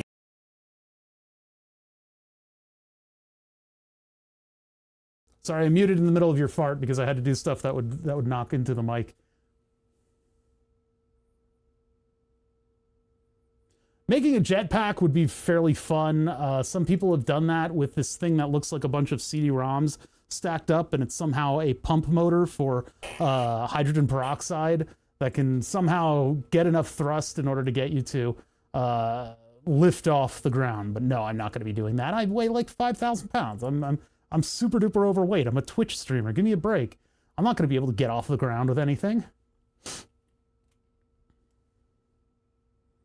No, they do not want a hug bot. The only reason they would want a hug bot is in order to surreptitiously make it into a harm bot. We took, with the CR10, no, not the CR10S, with the Creality CR scan, what is this called? The CR scan ferret. It's not the most accurate thing in the world, but it does give us a pretty good rough idea of where the stuff is on the airbag. Now, keep in mind, I didn't use any of the little locating stickers. I didn't use anything other than just the scanner in order to get the sort of rough dimensions of this thing, because this thing does not require an incredible amount of precision. Now, this is Mercedes. Of course, they built the car with precision. There's that String Quartet commercial where they like break the pencil and they're talking about all the precision of Mercedes. One of my favorite commercials on TV. But I know they style themselves as being super duper precise about everything they do, including being pedantic about my own language. But we can just kind of roughly follow this. If we get it a little bit wrong, it won't be immediately detectable because it sits 1 millimeter off. There's going to be a big seam around this whole thing to accommodate pushing in on the steering wheel. What? Huh? That's some quote that I don't understand.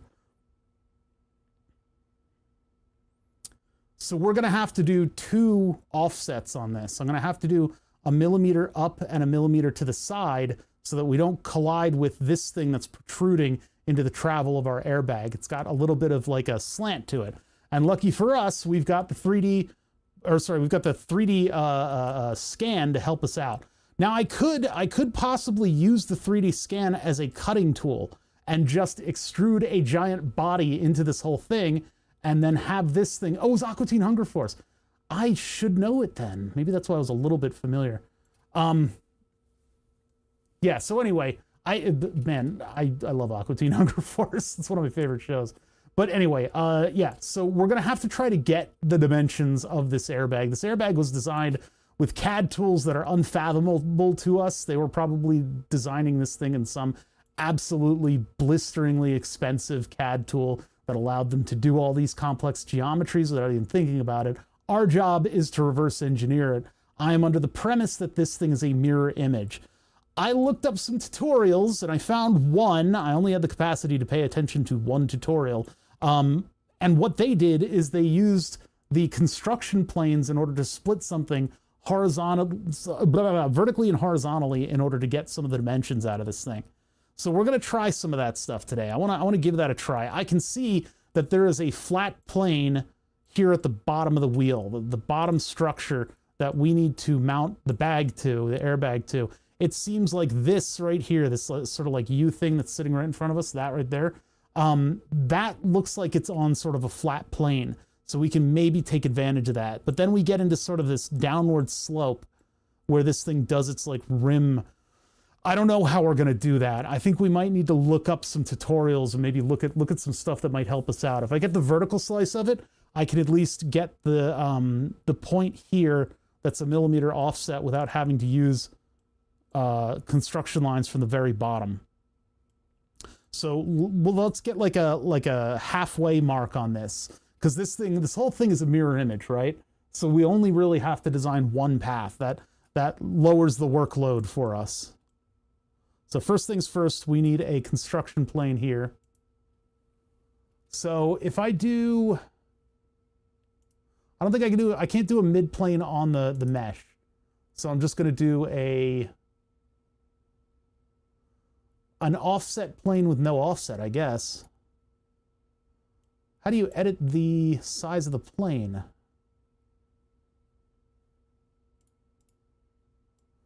That would be like 200 millimeters. Oh no, that's the offset. Never mind.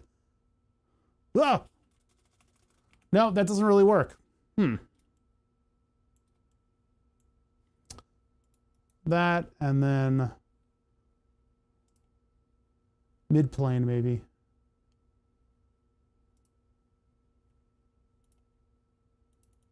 No, that's that has to do with objects. Oh, mesh. Yeah. Oh, we made it unselectable. Hold on, let's make it selectable again.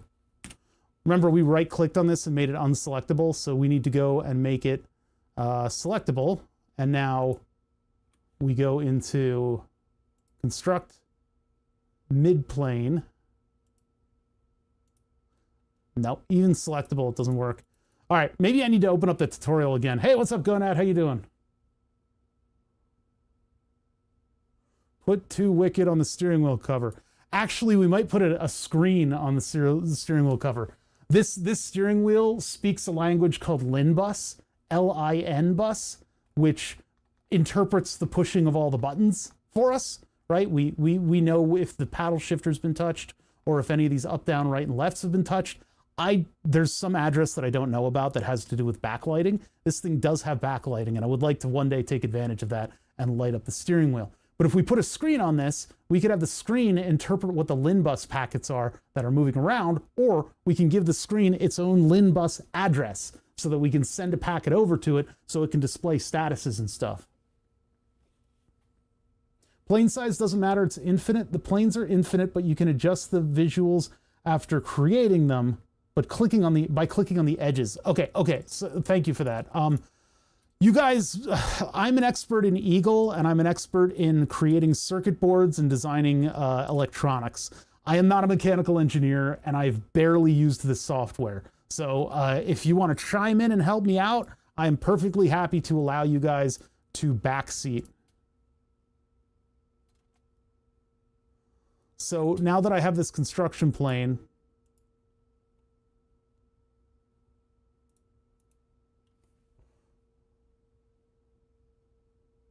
configure the plane? Oh my God, what is this about? Visibility, suppression, feature parameters, physical material appearance, sheet metal rules. Okay. I don't know what I'm doing.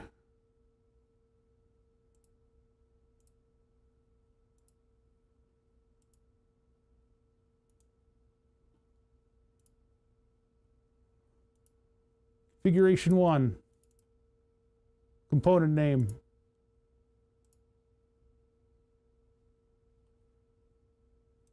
Add component properties. Huh? Nope, don't know what I'm doing. Don't know what I'm doing. What am I trying to achieve? The tutorial that I watched had you putting a plane down, and then the mesh would intersect with the plane, and you would use that to define what you were tracing, basically.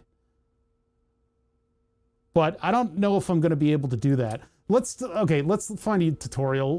We're just going to do that. I can't figure this out. Why is there a man in a towel on my... I need to block ads. Fusion 360. Trace 3D scan. This is the one that I watched. Not the ads. Come on, man. Skip. So yeah, they took the scan, they positioned it. Oh, that was the one. Right. So this splits the mesh along a plane. Okay, that's the tool that I didn't know that I needed. So I'm going to Control Z. Oh, I already... Yeah, Control Z the plane away. Okay, so we want this tool here, which is Create Mesh Section Sketch. Whew. Create Mesh Section. And then we select the body, then we select the plane, which is the center. Boop.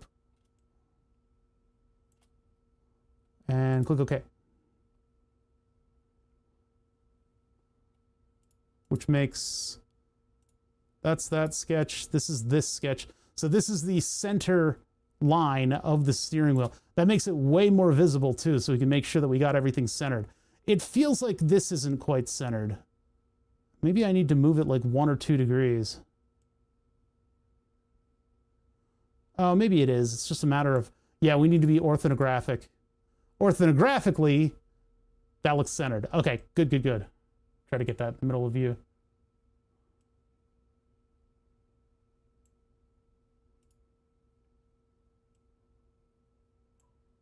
I'm willing to accept that as centered. Let's see, that to there. There's the line there. A little bit above the line. I think it might be tweaked just a little tiny bit. But like I said, this is kind of more of a near enough as makes no difference. Although I would like it to be pretty accurate. So I think maybe I need to twist it just a little bit to get... Because these aren't even, right? You can see this one is above, and this one's way above. This one's below, and this one's just a little bit below. I actually don't... You know what? This is in the top... Look at this. So we're looking at it orthographically, which means all the perspectives have been flattened.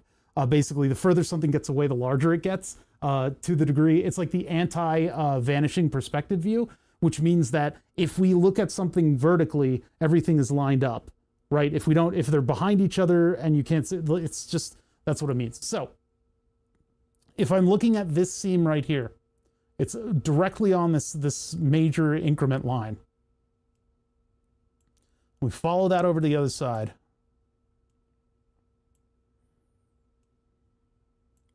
And this one is above that line. So I need to twist the steering wheel just a tiny bit to the right. That, of course, assumes that this is in the center of that circle, which it may also not be. But that circle's hard to reconcile because the scan is so bad. This outer perimeter seems to be pretty accurate. Let me maybe try to go into this sketch and take this, and we'll... Wow, this is going really slow. This thing is 999,999 triangles, so it's having a little bit of a struggle fest trying to work on top of it. That actually feels pretty centered. What do you guys think about that? I feel like that's pretty good. Of course, the hex thing kind of got mangled in the scan. Yeah, we put a lot of work into centering this. I think it's pretty well centered. I don't know if I'm going to get anything from doing that. One of the things this sort of splitting can do is it can trace around a curve that it's created. You could try printing a single layer just to compare the sizes before committing to it later. Yeah, that's something to do. Yeah, that is actually a good thing. I think what I want to do is I want to make that ring, and then we could try printing the ring. If I make just a little trace of this, that would represent the edge of the airbag. I think that's a good goal to have. I don't know if we'll be able to achieve that goal by the end of stream. I really hope we would, but the progress is slow because I don't know what I'm doing. Okay, so I'm not going to move this at all. I think we're relatively centered, even though things are a little bit off in some places. They seem a little bit off. I think we can live with what we have, and we're going to mirror image the whole thing. So we're going to try to make a solid, I guess, that we can trace along a path. These are going to be tricky though, because these have that slope to them. And then I'm going to make this non-selectable again because it's really annoying. But what this does, what slicing it that way does, is it gives me the ability to start at this sketch and move horizontally from it. Or vertical, you know, I can do an offset from the chamfer here instead of dead reckoning it on this first sketch. So the first sketch is actually going to go. The first sketch can go. I use that as a center line that we don't need anymore. So we're going to go from this sketch. Oh, wait, did I do the wrong one? Control Z. Which one was which? Yeah, sketch 2 is the one that I don't need. We'll go down here on the parametric timeline. Delete that. There we go. So sketch 3 is where we start. Ugh. Software is struggling a little bit with all the vectors that it has to put in. It's been doing pretty good, though. It's been doing pretty good. Okay, so where's my chopping? There it is. Yeah, so this is the one, the initial edge, and we can see evidence of some kind of chamfer here, although it's not terribly accurate. I think we can base our dimensions from this and give us an offset. Although this is actually, it's kind of tilted though. Got a little bit of a lean going on. So if I do like 1 millimeter from the front and 1 millimeter from the back, I guess I can kind of take this at an angle. What can I do here? Make like a rectangle, maybe a 3-point that goes from here up to the surface. No, the rectangle's not going to help me at all, is it? What is going to help me with this? Well, if I just do a line, if I do 2 lines, take a line from here, trace it along the relative surface, and just go off into infinity here. And then I take another line that's going to kind of relatively trace this somewhat. It kind of loses it midway because it seems like there's like one slope here and then another slope here. We are effectively going to need just like a flat surface there. So I'm going to take it, I guess, from the top here. Can I do a line 2 ways? I guess I can. It's not exactly horizontal. It's kind of got a little bit of a 0.7 there. But then I would like this to be the surface. It probably should be flat. Flat takes it over there like that. Look at that. It's what? Wait a minute. My slope completely changes as we go through this. Although it only has to hover above it, because when you push down on the airbag, that's going to, you know, it doesn't need to necessarily seat and create a seal.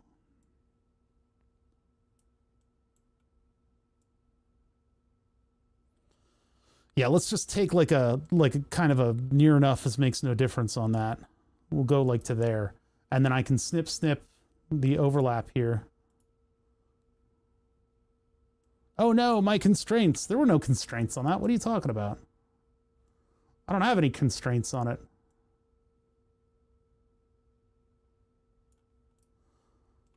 So I guess like that, and then we give it an offset from there, 1 millimeter.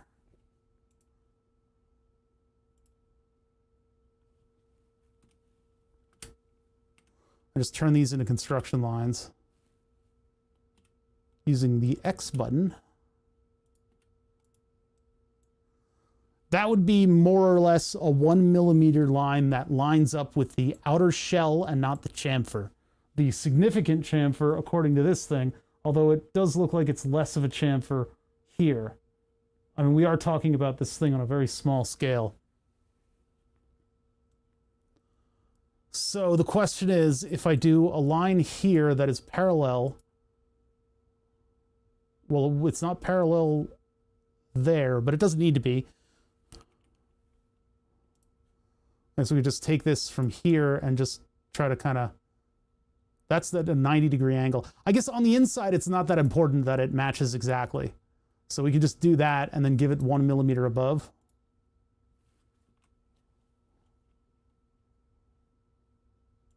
This way, if I need to tweak the offset, I can go into these sketches and change them, and it'll move stuff up and down. On the other hand, we have, what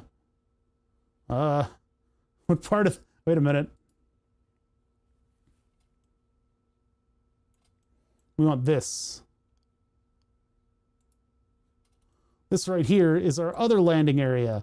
It does not look as good as the other one, but we do need a similar angle. I was thinking that maybe we would want to cut it with a plane, and then I could do a line of best fit, like a curve of best fit on that. And that'll give us our initial curve that we can then offset vertically by 1 millimeter. There's a slightly different approach to this one, but I'm using the planes in order to slice it, because I think this turn on the 3D model is mostly on a singular plane. I think we can describe this if we take a plane that's aligned with these guys. So let's make a line that's going to intersect the front and the back, because you know Artful Dodger do like that.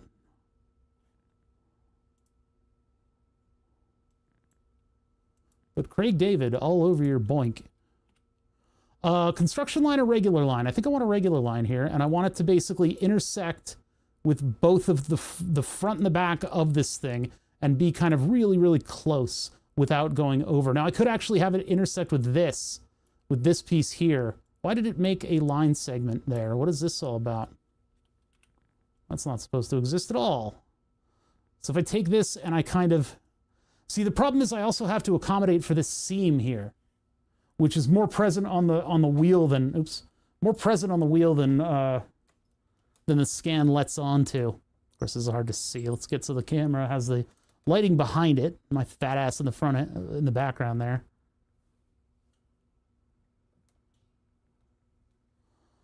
Yeah, so there's kind of like a seam right here that the camera did not pick up on. It would be nice if this was much better represented in the scan. In order to get that better represented in the scan, I could remove these two torque spits, this one, and then this whole bevel comes out. And I could scan that after spraying it with chalk paint, and it would make a much better outline of this thing. Do you think we need that? Do you think we need a better scan? I think we could probably dead reckon this with an offset plane that intersects with that entire ring. I'm going to try that. I'm going to try that first. So over here, that actually should be a construction line. They're all construction lines.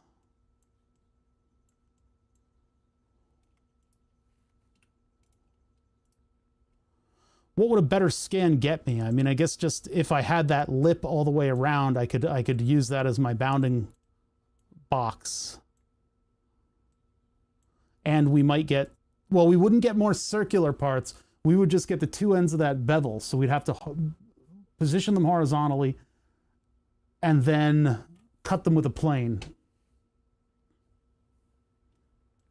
So I don't know if that would do a whole lot for me.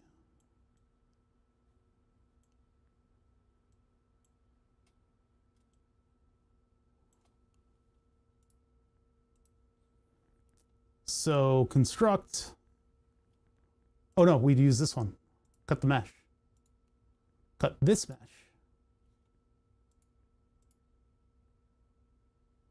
One error, creating recovery has failed because the create mesh selection is active.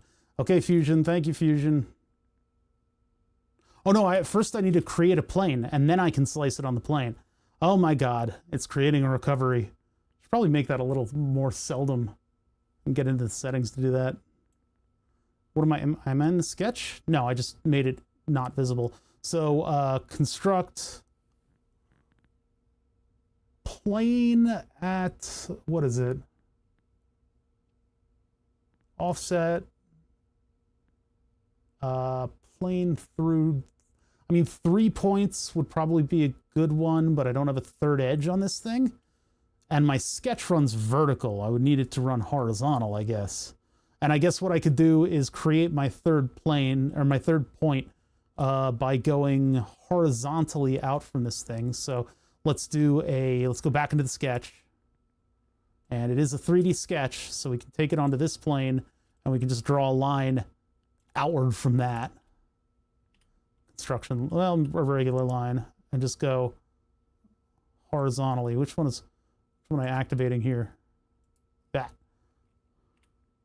There. So now I've got 3 points that I can use to define my cut plane. So I need to make a construct plane through 3 points, U, and U. Okay. And then we go into bring that back. Hey, DJ, bring that back.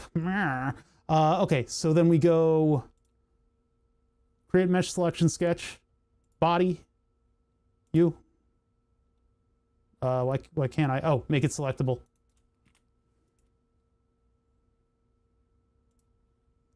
Need more of a shortcut for that, huh?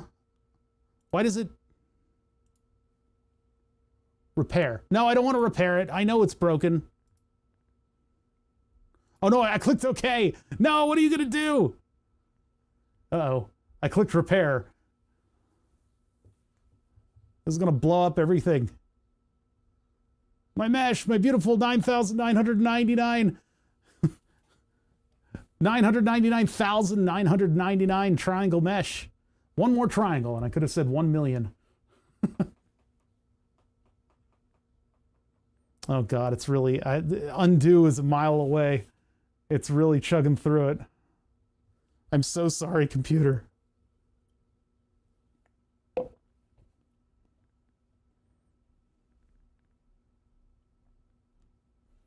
This is going to take a year, and it's going to produce something that's wholly unusable. This tool is for repairing not entirely broken meshes. Can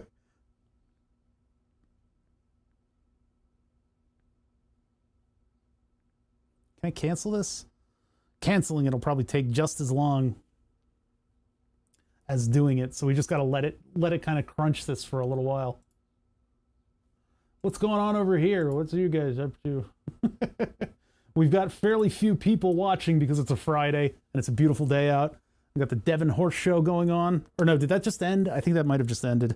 That's a big thing. I drive by Devon all the time, getting to stuff around here. Apparently it's one of the oldest venues for that sort of thing. I never knew, because from the outside, it just looks like a bunch of boards. Like it's just got this rickety fence on the outside, and drive by, and it's in the area of this area where there's a whole bunch of car dealerships, which really shouldn't be allowed to be on the main drag here.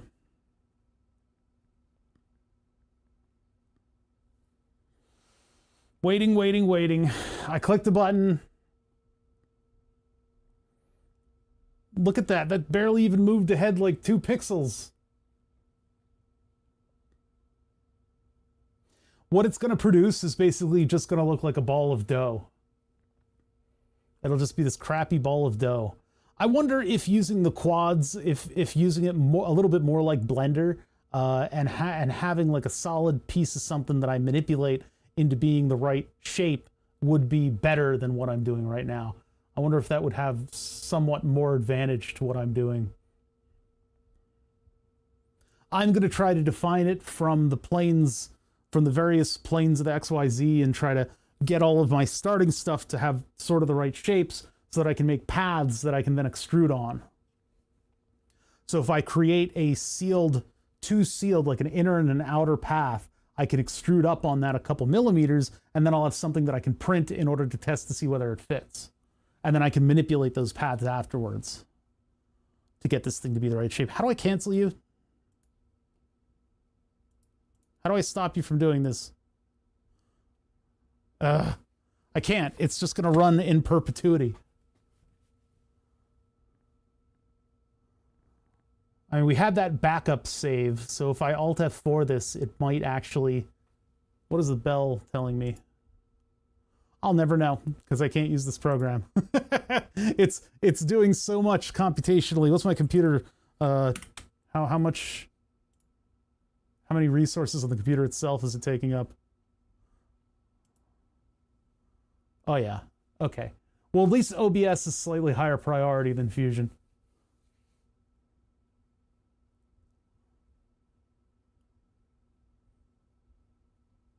In some cases, Fusion will offload stuff like this to a server, but I don't think that's what's going on. I think it is actually crunching the numbers itself.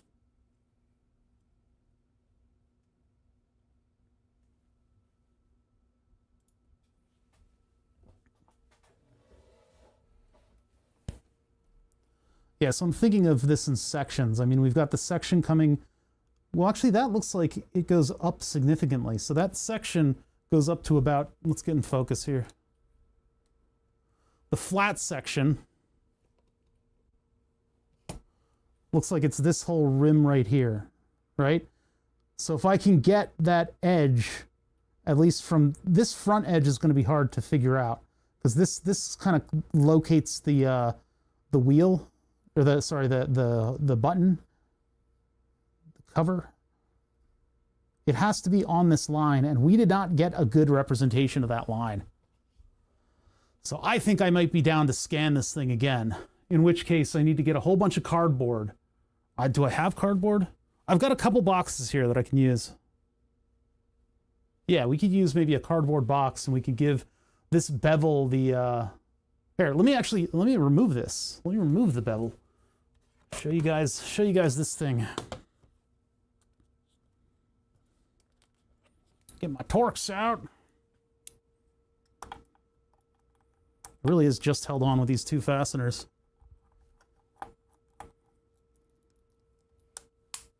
That's gone.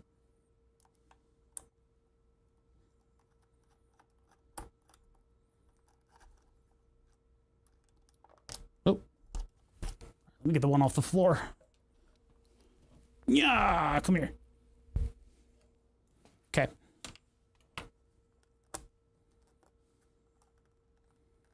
Is there another one? I thought it was just the two. Oh yeah, it's just pressed in a little bit. So this thing this thing I can actually get chalk sprayed.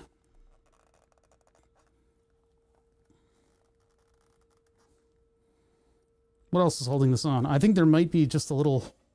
Hold on, let me get a spudger. I don't want to ruin my nails. My nails!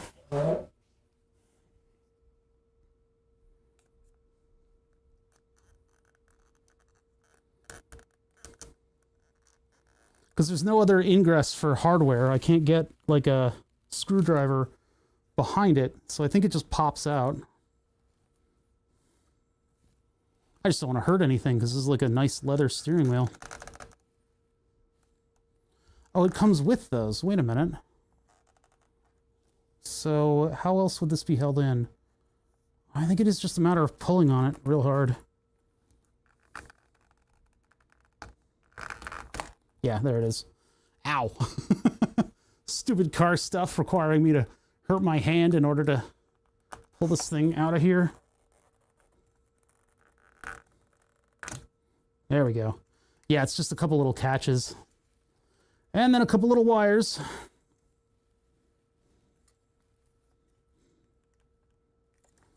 I guess I gotta unplug it down here. Oh, but this thing hurts as much as the other ones.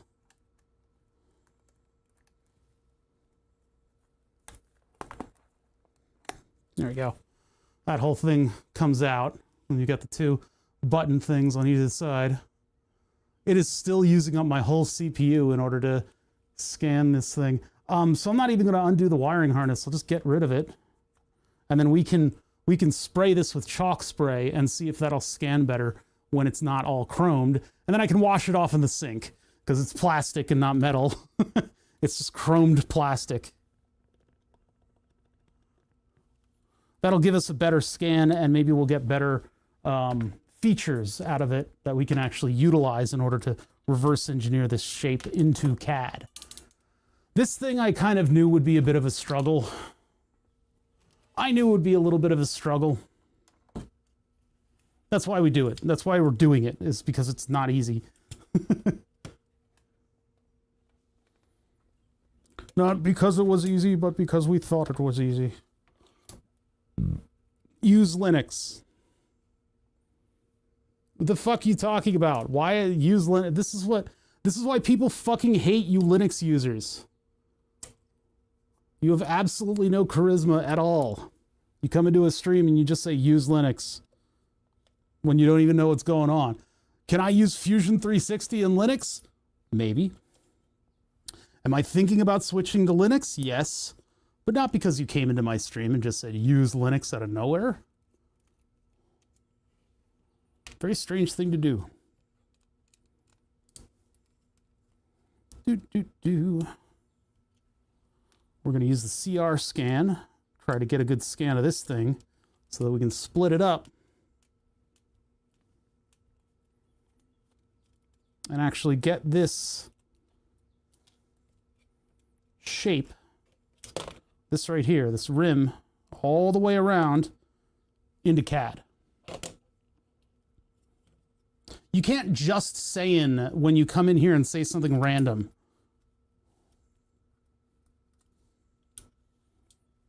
The universe is going to eventually die from the lack of entropy. Just saying. It's like, dude, read the room.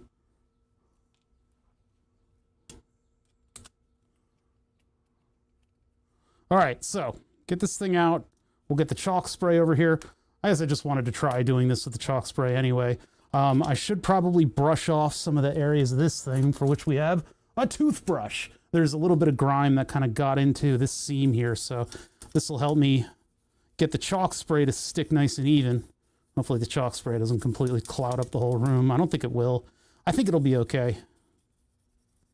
But it'll create a nice matte image that we can then scan with the CR scan. And you can see if this will be a slightly better representation of this shape and help us digitize it as numbers. While true, it's also completely irrelevant to what I'm doing right now. The operation that I started, I mean, it's still going on. I don't think the computational overhead of lack of telemetry will have any advantage in the task that's being performed right now. And Fusion 360 is not supported in Linux, so unfortunately, I can't really get a reliable Fusion 360 copy. Although I am still considering it because there's some GitHub project that enables you to use Fusion 360 in Linux, and Fusion 360, from what I understand, has a browser mode that I can use. So I may be able to just use that in some kind of a form of Bazite, or just, what is it, Fedora? Okay, so that's the shape we want. Let me get a cardboard box, put a piece of tape over my address. Oh yeah, that's a big address label sitting right there. I need to get the production tape for that one. Oh yes.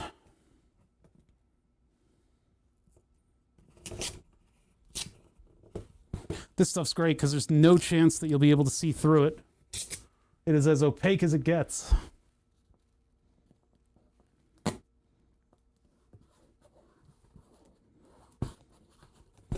There's one label. Is there another one? Oh, yes. That's the big one.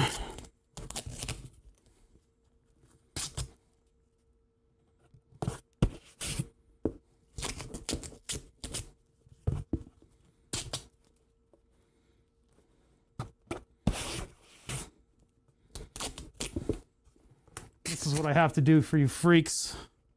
Keep you from doxing me. Bada bingus. All right, so,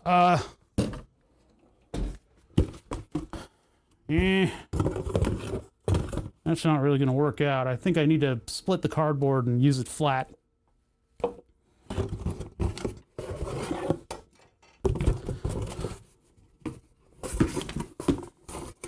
could have used a larger box. I don't have a larger box. I used to have a larger box.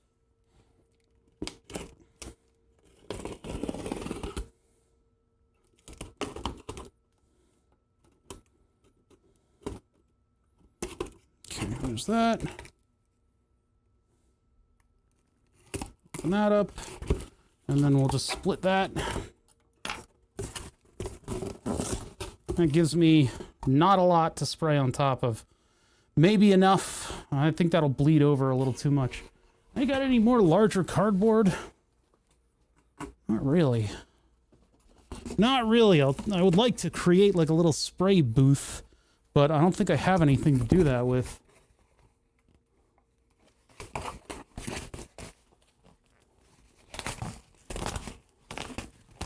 I'm going to try to 3D scan it again. I kind of want to have cleaner lines, and this doesn't exactly have that seam.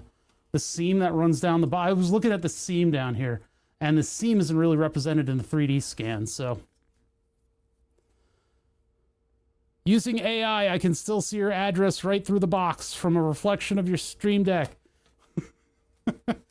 That's what it feels like sometimes. I had chat guess my birth date down to my year, just by the references that I made. How's it going, Dutch Mania? We're going to try to create a space where I can quickly spray this thing with chalk spray. Let's see if I can find something to spray in, and let me get the chalk spray. It's sitting right over here. Oh yeah, that's the good stuff. Let's see, do I have anything else over here that I can, like, cover with? Not really. Do I still have that Reynolds wrap? No, I don't have that down here. All right, we're just going to try our best and get it all over the place. Try our best, get stuff all over the place, everything blanketed in chalk. Generally spray in this direction and get a little bit on the floor. If I flip this over, maybe I'll get better coverage. Yeah.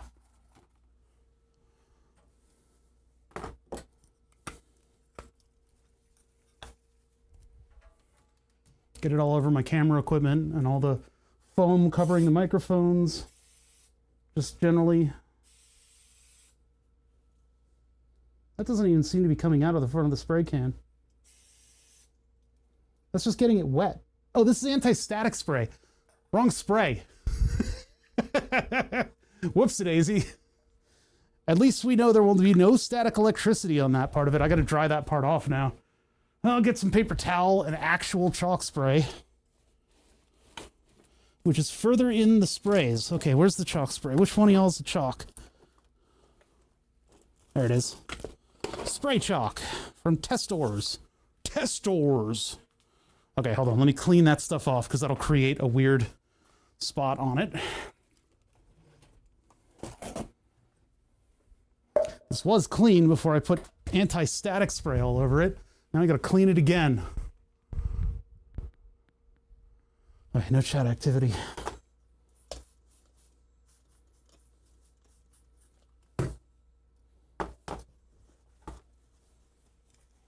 Just make sure. Prep is 90% of paint work, right?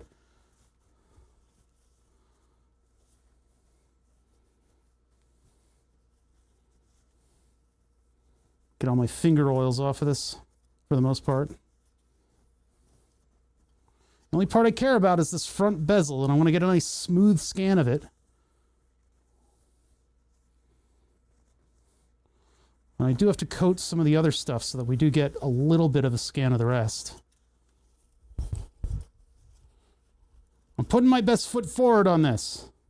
We're not doing like an Uo's Lab where I just kind of like stumble through the whole thing, and in the end everything is broken.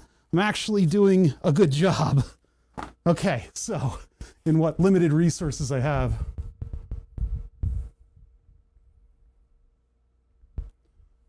What is anti-static spray?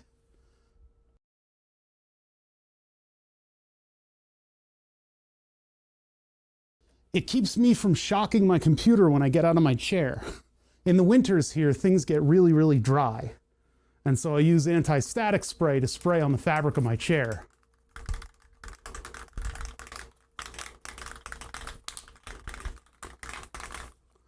Chalk spray would be a good way to learn how to do tagging, I think, unless the stuff sucks.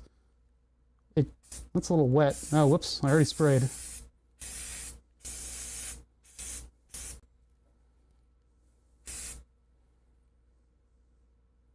That is Orange Peel City.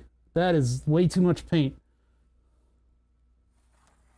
With any luck, this will be matte when it dries.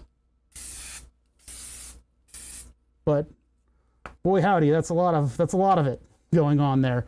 Now this should wash off. This is just chalk.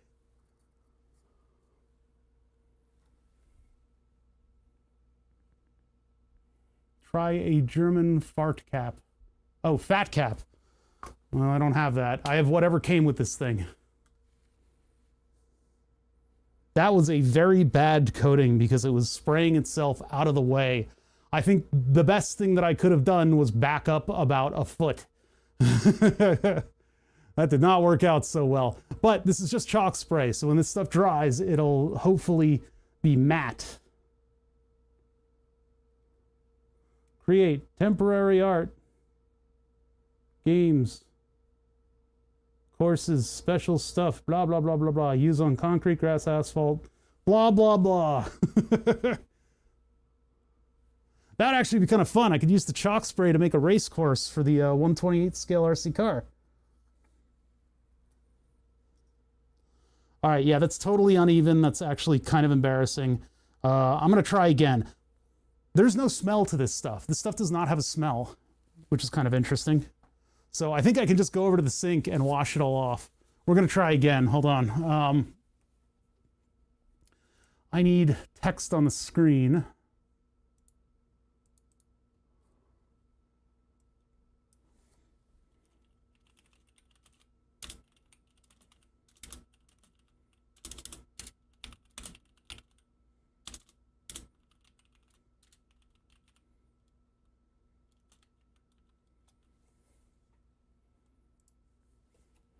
And I'll give you guys some music here while I'm on the BRB. And then go to studio mode, go to overlays, hit that BRB.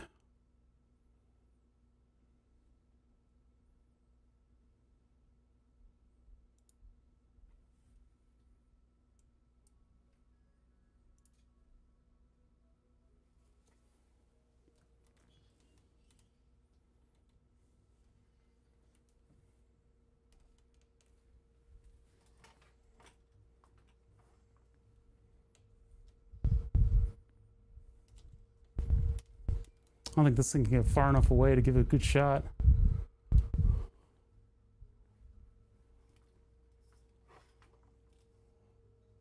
also too bright. Too bright, too bright, move it away.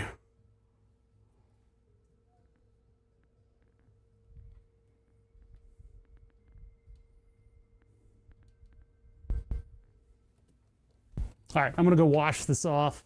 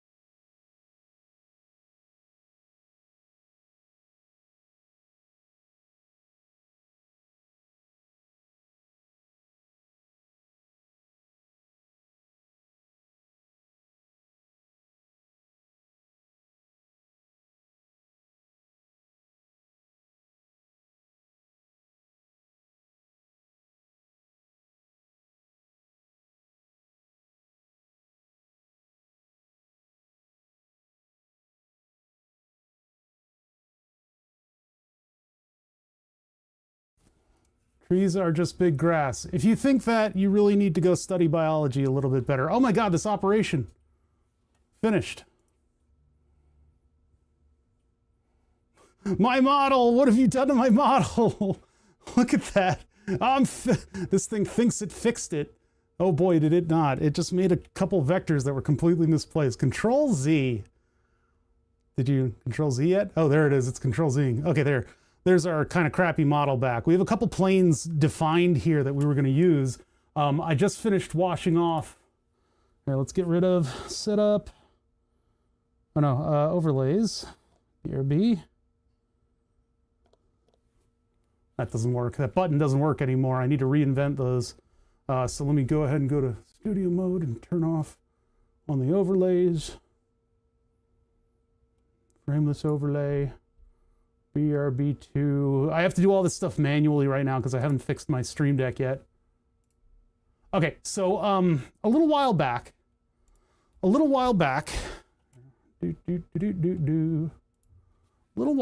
user, an anonymous viewer, got into my, well, no, they didn't get into my Amazon suggestions. An anonymous viewer who somehow knows my address sent me this cool tool that we can use right now. And what it is a battery-powered air sprayer.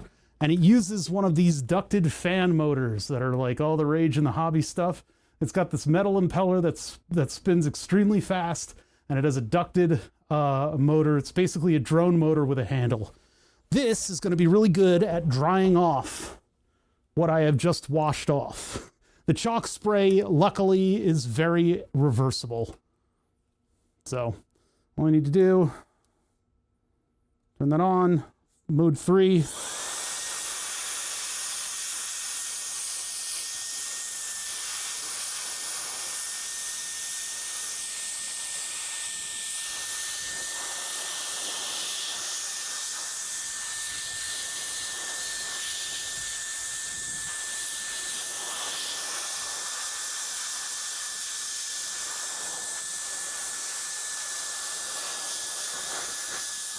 If you get into car detailing in any sort of capacity, a tool like this is really good. They sell ones that are like this big handheld thing with a huge blower motor in the bottom that has like a really smooth bearing motor.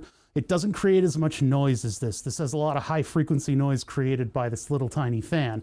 And then the wind rushing noise is the other component of the very loud noise that this thing makes. This thing is pretty cool though. This is not as expensive as those big blower motors are, and this is enough to kind of dust your desk. This one is made by Wolfbox. There are other producers of these things. It's basically, if you just yeet as much current as a lithium-ion battery provides into a 3-phase motor controller into a bunch of coils, you can create a pretty angry spinning thing. And that pretty angry spinning thing, when given a couple fins, will move, not finish people, like, I mean fins like as on a fish.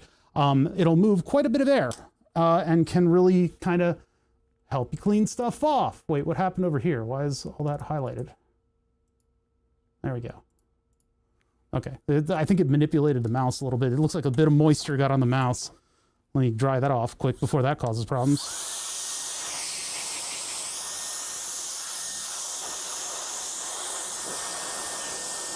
I don't know how this thing handles a water spill yet. Well, when you're detailing a car, you want to dry it off very quickly, otherwise you get water spots. And so having a strong blower really, really helps.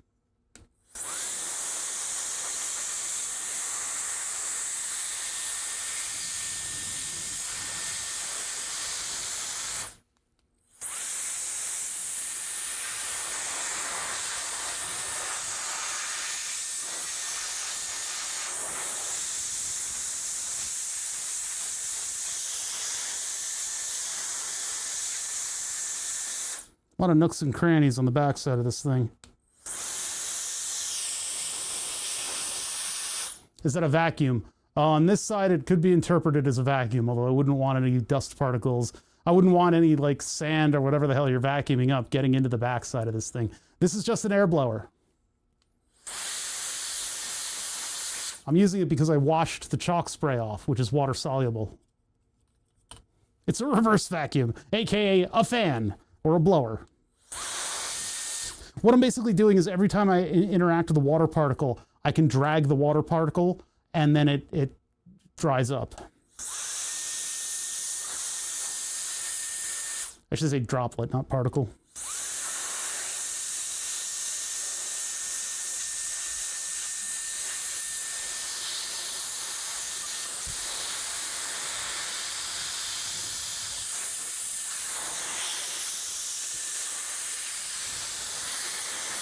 Because anywhere there's water, paint is not going to stick.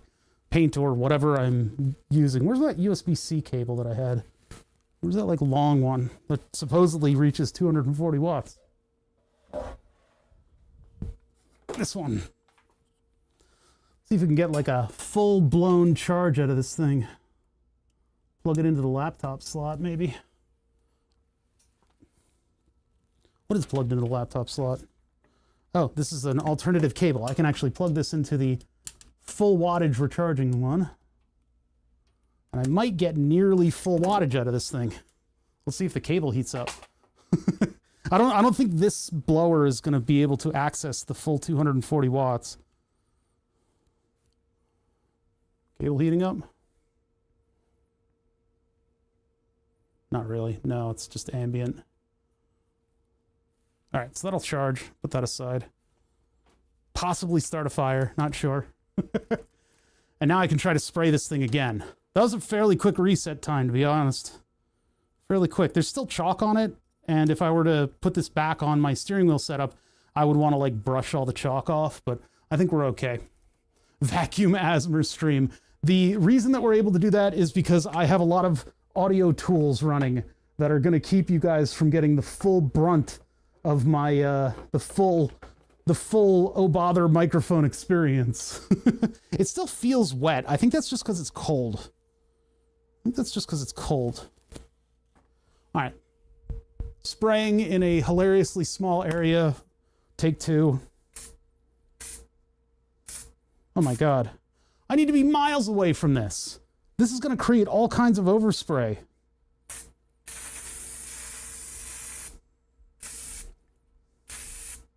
I am spraying from like yards away. Oh, it's terrible.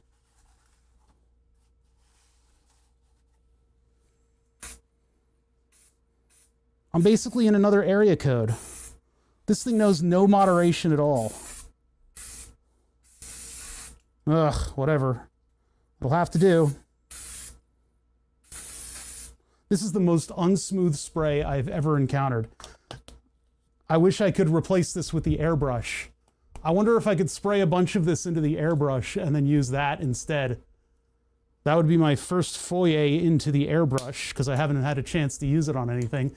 That might be the way that I have to do this in the future, is spray this into the airbrusher, into the little airbrush cup, and then use the airbrush to control the amount that goes into this thing because it is uneven on the surface there. I'm going to let this dry off though. We'll give this one a chance and see if we can't get a good matte surface on the whole thing. Otherwise, I guess I could use those little stickers on it and we could try to do it that way. I don't know though, because I was literally this far away. I was 2 to 3 feet away and this thing was still completely focused in. Maybe I could grab the spray nozzle from one of the paint cans, like a paint can that I haven't used, and put that on this. Because this nozzle is terrible. This is a very bad nozzle. I need one of those nozzles that you can like tilt and it has like the wide area. Maybe less pressure on it. I don't know. I don't know, guys. Maybe I could spray it into the blower, into this thing, and it'll disperse it more. That would be a really dumb way to foul up this motor.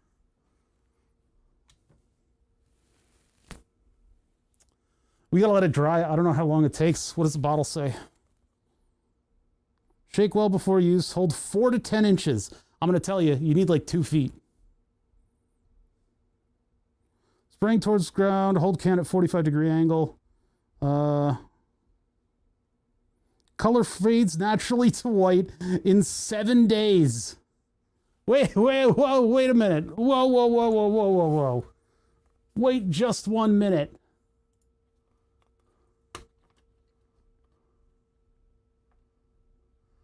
Color fades naturally to white in 7 days. I'm sorry, testers, model paint aficionados. If I have a use for spray chalk, I'm not giving it 7 days. I don't know what kind of freaking like California desert where it's always 70 degrees 100% of the time, 365 days of the year, you guys are testing this stuff in, but this is a deal breaker. That's ridiculous. Contains colorants that may stain clothing. I don't think I got any of my clothes. Never use on clothing. I can't have a spray chalk war. Wash clothing promptly. Rinse surface with water pressure from a garden hose. Light brushing may be required. It's not recommended to use a pressure washer after the product begins to fade after 7 days. Crud cutter. I don't like fades naturally to white. I think they mean in the colored versions of it. I have the white version because we're just 3D scanning stuff. Gray might have been a good idea. I wonder if I could get this stuff in gray. Gray probably would have been the good color to go with, because then because this I bought specifically for 3D scanning. I bought this specifically for 3D scanning. They make no mention of how long it takes to dry though. What do we have here? Oh, what a playful font. What a playful font. Easy to turn outside surfaces into playing fields, games, or a masterpiece. Just pop the cap off and spray. I'll pop my caps off if you start spray. Chalk spray instantly. Can I get a time frame on instantly? Turns to powder as it comes out of the can, creating a cool sidewalk chalk. It is not become powder as it comes out of the can. It went on with a sheen. It was wet. That's a lie. Yeah, this implies that it is like a millisecond, but the steering wheel bevel is wet currently.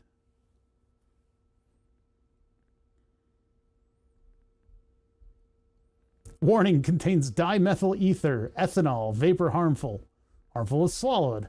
Intentional misuse by deliberately concentrating and inhaling contents. May be harmful or fatal. Bro, I am zooted on chalk spray. How can you swallow vapor? My mouth is so dry. Keep from heat and flame. This is true of any powder. If you've watched USCSB, the U.S. Chemical Safety Bureau videos, and if you're not on the USCSB YouTube channel, you are doing yourself a disservice, because USCSB makes some of the best recreations of industrial accidents known to YouTube. They're amazing, and they're government funded.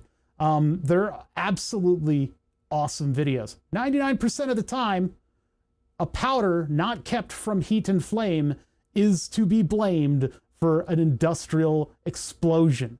It's usually a motor that's on some kind of an industrial piece of equipment that has a belt, and belts wear over time, and motors wear over time, and stuff happens. And so eventually it'll create an incredible amount of vibration, and then all the dust that's accumulated in this sort of corner of the shop that hasn't been cleaned in 45 years will create dust. And then the dust makes itself into the air cooling part of the motor and finds some kind of a spark.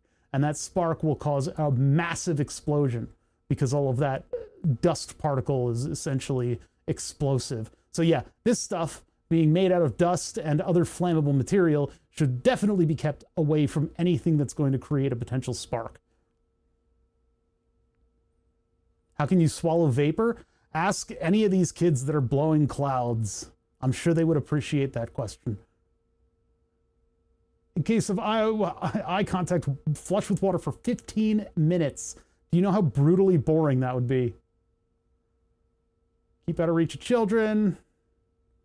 there's no indication, warning, cancer. There's no indication of how long this takes to dry when it's wet. Because it's definitely a wet surface. It may have dried during our talk there. Let's see. Nope, it still has a wet sheen to it. It definitely needs a few minutes to dry off. So we're going to give it those few minutes so that it can become actually a matte surface. In that time, I guess we'll work on the modeling over here. I need to make sure that my mic cable doesn't actually contact the wheel cover. Welcome to my waiting for watching paint dry stream. That's right, it's all the rage on Twitch these days, is just watching paint dry. We'll go back over here. We can keep that up in a separate window. All the excitement of watching paint dry on Twitch TV/OBother. Amazing. Just incredible. So we made a plane on this edge, and now I just want to use this tool here to select our mesh, and then I select my plane here, and supposedly that's going to give us a new sketch that will have some of the dimensions that we want. Now, the reason that I broke to do scanning is because this line that we've got here defined by the intersection is relatively incomplete, and it also doesn't account for that raised section in this area. See how there's like a tiny little bump? We need that line. So it does look like we got a pretty good intersection on that plane, though. We got most of it. Insofar as we've got like that going there, coming around, and we kind of drop off right here because the scan didn't get around that corner properly. But we got a pretty good sampling that would allow us to at least get like this side, and then we know that the mirror image would come through. So I can do a near fit curve, or I can just kind of take it from this sketch and sort of try to fit a curved line that sort of represents that area. But I was hoping that we could get a better scan, because that would give us a much cleaner trace of the whole thing.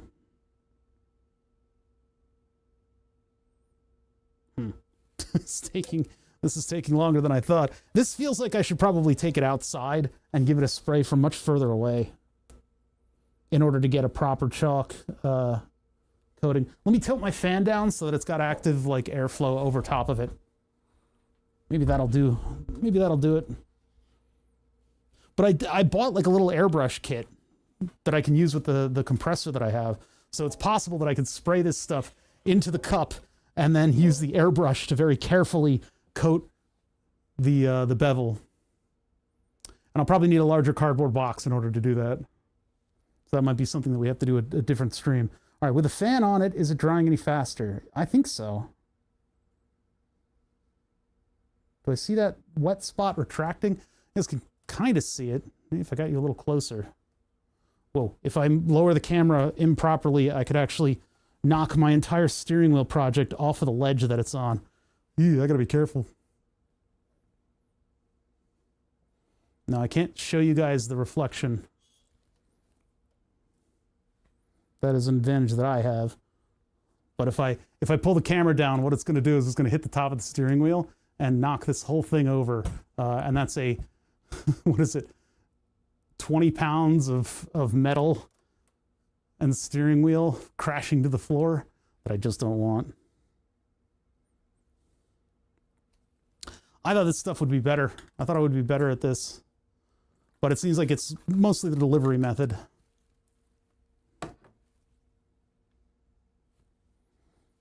All right, let's put this up on the desk. I'm going to clear off a little space where I can have something that's going to be a little bit chalky in a while so that we can get better lighting on it. Now, if I knew this process, it probably would be a lot smoother and simpler, but I'm discovering how to do this in real time. So it's a little bit more clunky than it would be as like a tutorial. It's kind of how I like to treat the Twitch channels. I don't like to do too much prep work because first of all, that's work. And second of all, it's funnier and more fun when I don't know what I'm doing. I'll wipe that stuff off the floor later. It's just chalk. It's just chalk.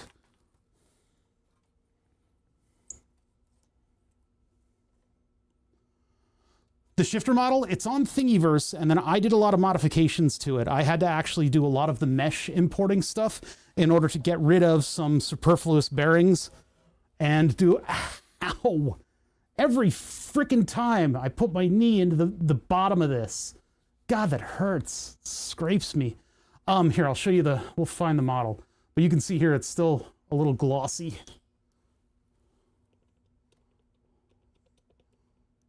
It's starting to dry up, but it just needs a little bit more time.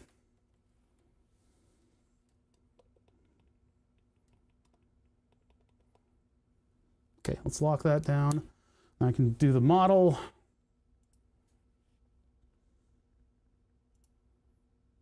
I'll link it in chat when I find it. Thingiverse.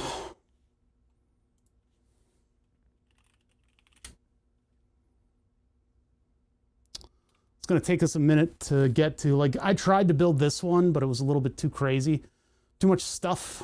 The one that we're that was a skull. That one is awesome. Wait a minute, this one is awesome. What are we doing here? Wait, this rules. Oh my god, it's perfect. Okay, anyway. We should modify that to be a game controller. Let's see here. Which one were you? For a while, a bunch of us streamers were building whatever shifter we could find. Those of us that have 3D printers as well. I need to find something that'll unify those of us that are out here being weirdos, streaming ourselves, building strange things. We should try to find like a contest or a unified project that we could all help with. Because there's a couple of us out here and it would be good to get a little bit of unity. You know, like the game streamers will pop up like a Rust server or something like that, or play what is it, Trouble in Terrorist Town. And it's nice to kind of like see their community. So we should try to emulate that. We should try to steal that is what I'm trying to say. I'm all the way over here because I've got this thing threatening to put chalk on my arm, and I've got the steering wheel over here pushing me all the way to the edge, so you don't see Oh Bother anymore. Why is he all the way over there? Why is he all the way over there? I'm trying to find the shifter project. It'll eventually pop up. I mean, it's one of the prominent ones, I thought. Or was that one from a different... I don't think it was from a different site. I think it was on Thingiverse. It just looked like one of the better constructed ones. I'll find it. I'll find it. You can't get away from me. Why do I keep seeing this lady in the shower? Stupid freaking ads. It's looking kind of grim.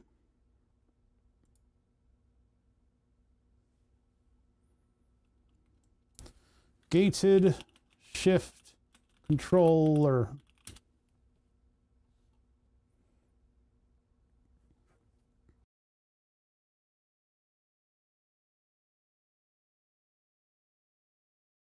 As we just watch ads filling the screen, making the internet completely unusable. This one is kind of cool. It's for a controller. I don't know how good it is. It doesn't really look all that good. Let's see. Gated shift controller is not coming up with the right stuff. Ours was, oh, it was some 3D thing. I don't remember what the model was. I have it in my Fusion 360, but that's not the original project. That's my modification of it. So we did a lot of weird modifications. That's a neat one. DIY 3D Navigator for Blender. OpenSim, it might have been.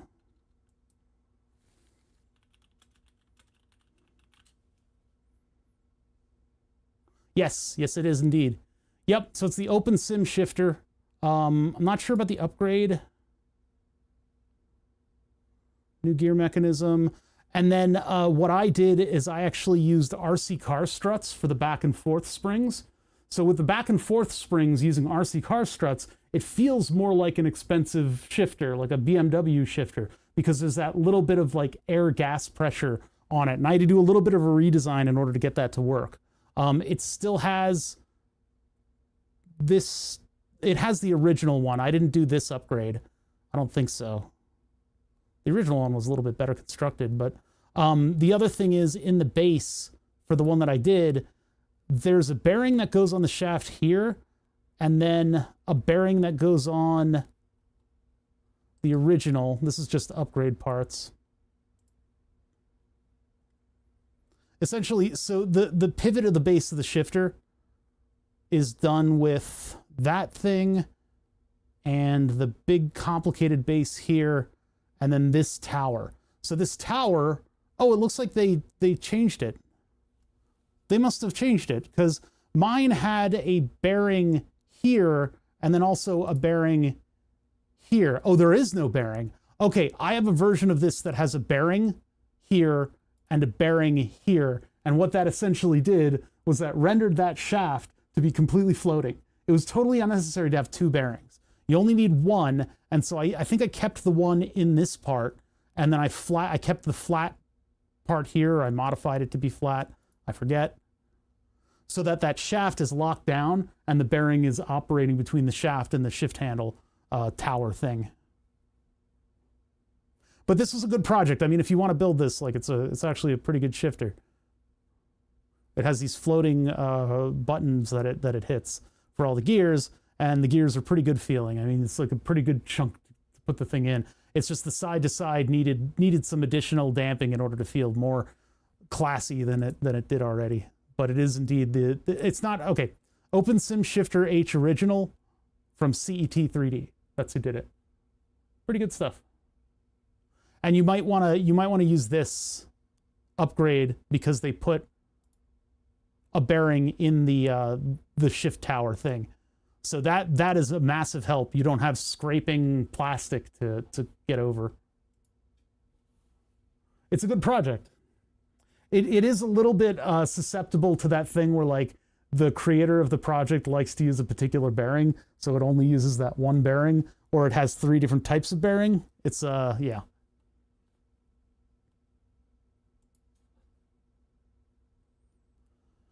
What is that? Oh, that's just to drill the PVC tube for the case. Yep, I remember this. This is a whole thing. It went together pretty well, though.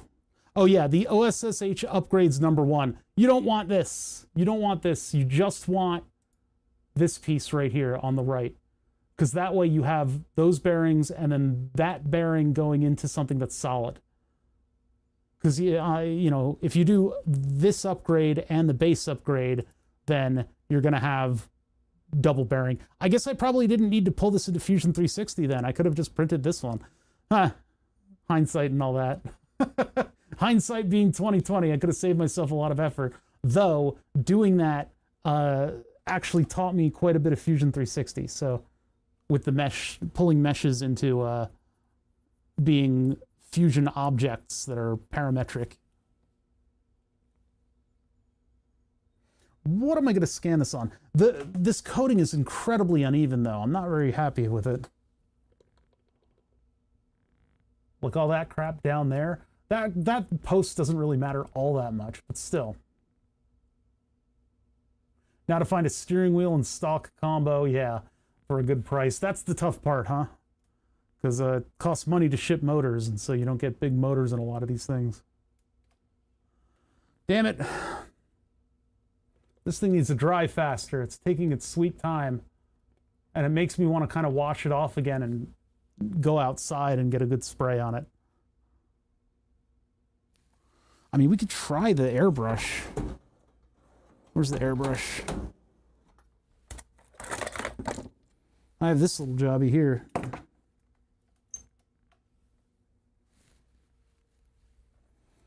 This is a, I think, Japanese airbrush.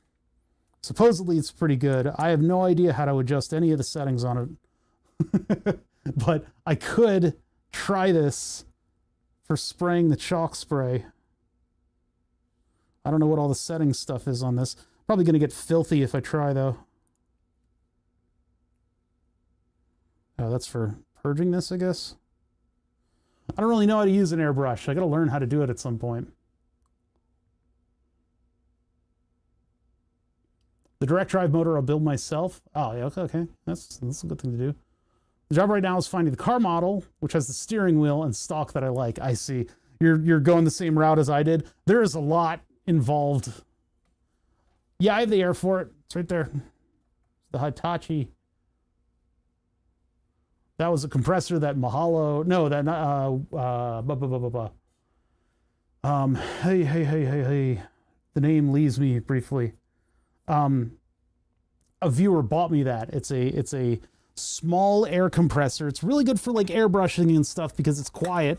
It's very quiet, actually. It's got a loud hum to it, but it is a low frequency hum. Having a lot involved is what makes it fun. That's exactly why we did this project. This is a half horsepower, quarter horsepower Mitsubishi Mel servo motor, and that makes it so that this car, this wheel, when you use it in a game properly, it can really tire you out. It's actually quite a lot to hold back on all of the little micro movements that you need to make. Overall, I can overcome the force of that wheel, but it's very annoying. Ow! Every time I hit my knee on this thing. God damn. Okay, so we're a little SOL because this stuff refuses to dry on time because I massively oversprayed it. I think maybe loading up the airbrush would be the other way to do it, but the airbrush requires me to do a lot of setup and a lot of adapting different fittings on in order to get it to work properly. I wonder if you could hook the airbrush up to something like this, if it would work.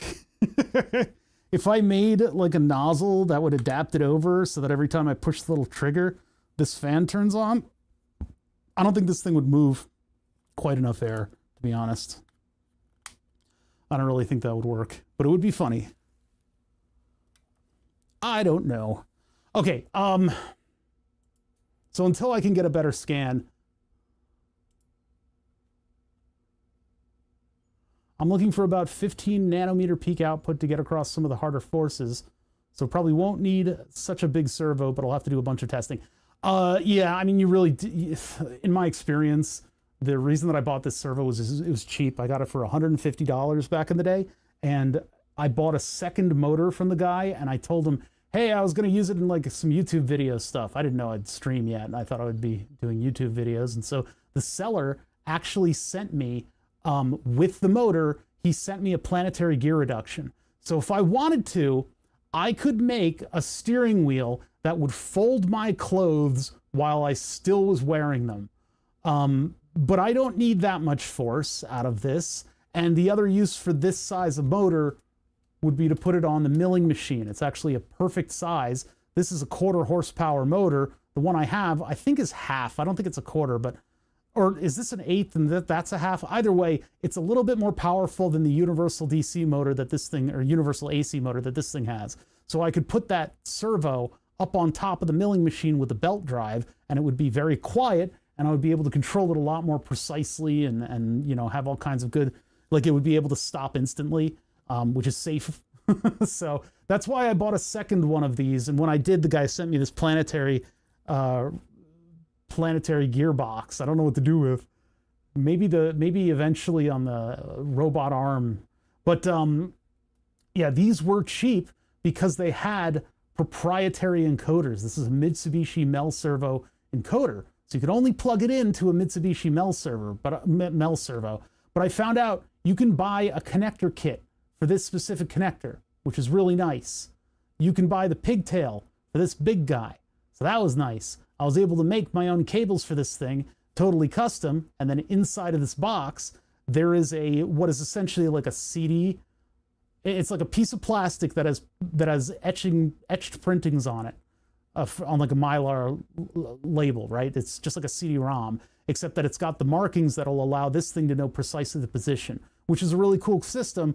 You can remove it, break it off of the shaft, and remove the little encoder, and the bolt pattern is exactly the same as the CLI what is a capacitive rotary encoder, which is meant for, like, you know, servo applications. It might be a little bit less accurate, but it's perfect for this sort of thing. So that's what the steering wheel has on it, and it worked perfectly. All we had to do is get all the parameters for the motor. We had to characterize the motor itself, which requires you to lock the shaft down and put current through it, and then get a really strong, really accurate inductance measurement off of it and stuff like that.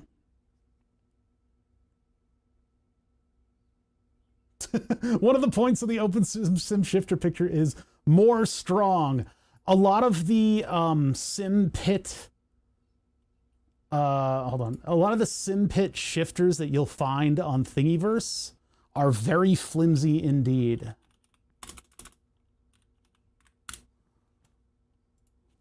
Sim shifter. They are made as a game controller, and they're not made as something that you really want to hammer on. Jesus Christ, these ads are intrusive. Like, you know, that one may have a slightly stronger lockout, but it's really, these sometimes just don't feel like an actual shifter. And so one of the things that people look for when they're looking for a shifter is for it to feel like a real car shifter. And that's what brought me to this one, not to mention the fact that it's a little bit more compact and it's got some nice design and it's a circle and it's got the big gates on top that help sort of put you into the right spots. And then on top of that, what I built in addition to all of that is I made something that locks specifically into my shifter. And that's this thing right here. Right, what that is right there is a little ramp. There's a post that is being sprung forward. Actually, I don't think it is. There it is. That post is being sprung forward with this massive spring that goes downwards, so that when I try to move the shifter over here, there's like a lockout that you can perceive. Because that's how I shift gears in my car. My car has a little lockout that'll keep you from going from first gear over and then into reverse. You actually have to push it over. It's like, right? There's like a bit of force on there. So I replicated that in this shifter. This shifter has the 2 secret gears. It's got eight channels. And so I put the little thing on it, so you hit the lever over to the side and it stops. And if you push forward, you're in first gear. But if you force it, yeah, you can get to reverse and whatever the hell else you want to have on that other gate. So that was really cool. It took a lot of engineering, it took a lot of iteration, as I said before, to get that to work. We are essentially waiting for paint to dry. How long have I been streaming? 2 hours and 53 minutes to a rage quit, I think. I, first of all, don't have many viewers today, but also it's a Friday. Everybody wants to go outside. I'm literally waiting for paint to dry. This is the textbook horror scenario for a DIY maker streamer, is literally having chat sit with you while you wait for paint to dry. I think what I'm going to do is I'm going to wash this thing off and find a spray nozzle tip for the thing. And then in the future, I'm going to think about hooking up that airbrush. You mean watching it? Hey, what's up, your uncle? Hi, everybody. Yeah, I know I've summoned everybody by mentioning Rage Quit. Everybody's like watching Rabaz or something. They're doing more fun Friday activities, which I should try to schedule a little bit more. Can we look at the paint? I'm trying to get it from the same angle that I'm seeing it at, because you can see areas, and it's hard to focus on because it's like bright white. Maybe if I close the barn doors. Will you close the fucking doors? We get less light in here and more light reflecting on the thing. Maybe then we can have good focus. Yeah, you can see there that this is still wet right there.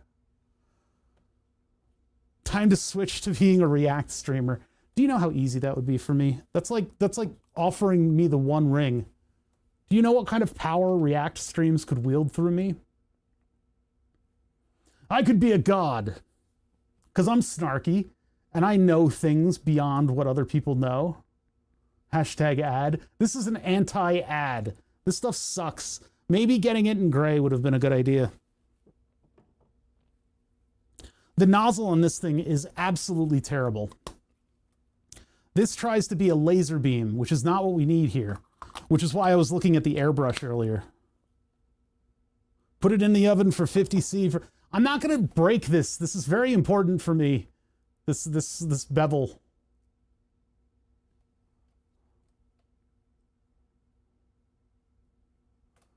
Maybe we should talk about politics. Oh, sorry, I spit up in my mouth a little bit just saying that.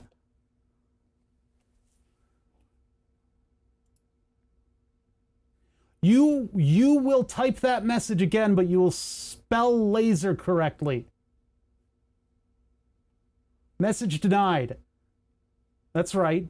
I punish people here for spelling laser the wrong way. That iFixit bit set is probably one of my favorite tools I own, and I own way too much tools. This is one of the best. Yes, I will admit it finally. I bought 2 of the kits. One of the kits remains the $60.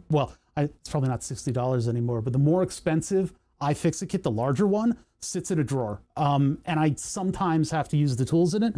This one, the smaller iFixit bit set, this one stays out and it gets used constantly. I pretend it's the Canadian spelling. Laser is an acronym. Light emission of stimulated, is it electromagnetic radiation? No. I guess it is electromagnetic. Hold on, I'm gonna look up laser acronym real quick. I want to make sure I get this straight. Let's see if AI gets it properly. Light amplification by stimulated emission of radiation. What is the green light? Wait a minute. Yeah, light, not amplified, amplification, because you're stimulating a substrate and then it emits light and then you bounce the light back and forth to create a coherent optical beam. Coherency means that all the waveforms are matched up. You remember when we were doing the audio stuff with the oscilloscope, we would be matching the frequencies and we would wait until the 2 frequencies match up with one another. If you have light that is of a coherent frequency, all of that light with the same wavelength will start interacting with each other as it's driven along the same path. And as it's driven along the same path, it'll start to interfere with itself in the way that I wanted to show you on the audio waveforms, so that when the waveform dips down and the other waveform goes up, it'll cancel each other out. And eventually, when you bounce them back and forth enough, all of those wavelengths canceling each other out will create this speckled light source where all of the waveforms are in lockstep. And if there's any kind of a minor deviation, they start canceling each other out again. That's why when you shine it at something, you get this little dotted pattern, because they're spreading out in sort of a bloom, and as they move in different optical paths, they'll cancel each other out differently, and you start to get a diffraction grading from it. And if you move just a tiny little bit, those speckles move because the microscopic material that the light is bouncing off of will change, and all those pathways change. So light amplification of stimulated emission of, light amplification by stimulated emission of radiation. Stimulated emission of radiation means like neon gas. Like neon gas with a voltage through it creates a plasma. The plasma creates that radiation. If it's an acronym, shouldn't it be L.A.S.E.R? Well, I mean, we made it into a word. But that doesn't mean, because we made laser the acronym into a word, does not mean that you can spell it with a Z, because it's not simulated emission of radiation. It is stimulated emission of radiation. And yeah, I'm being a stickler about that. Language evolves, motherfuckers, when you talk about a word that shouldn't be spelled wrong, right? I don't want it to evolve or devolve into friggin' like idiocracy shit. So now, just to confuse things, taser is Thomas A. Swift's, what was it again? Like electronic rifle, TASER.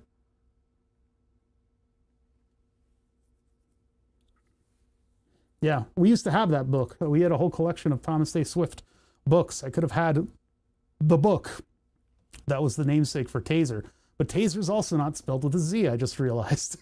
There's no room for Z in either of those. Thomas A. Swift's electric rifle, taser. Now, I think taser with a Z is also a brand, like an alternative crappy Temu brand. I could actually hit this with another coat and I think it would be more smooth. I just don't like that the liquid in the spray pushed this aside. You guys can't see that detail. Maybe on the microscope you can. If I can grip this somewhere where I'm not gonna... Nope, that put the stuff on me. Yeah, see, up here, the force of the spray at the distance that I was at caused it to orange peel a little bit. And it's a little uneven. Wet sand? No, no, no, this isn't paint. This is chalk. This is so that we can 3D scan it. I use this stuff on it. But this stuff has a terrible nozzle. It's absolutely terrible. This is a German pronunciation. As, I don't know. So I'm waiting for the chalk spray to dry. This gives it a matte surface, but maybe I need to order some gray chalk spray because this stuff doesn't really show up well on camera. But I can just wash this off. It's a perfectly smooth surface. I wanted something that would matte the whole thing so that I could use the 3D scanner and get better tracking on it. How much does this stuff cost?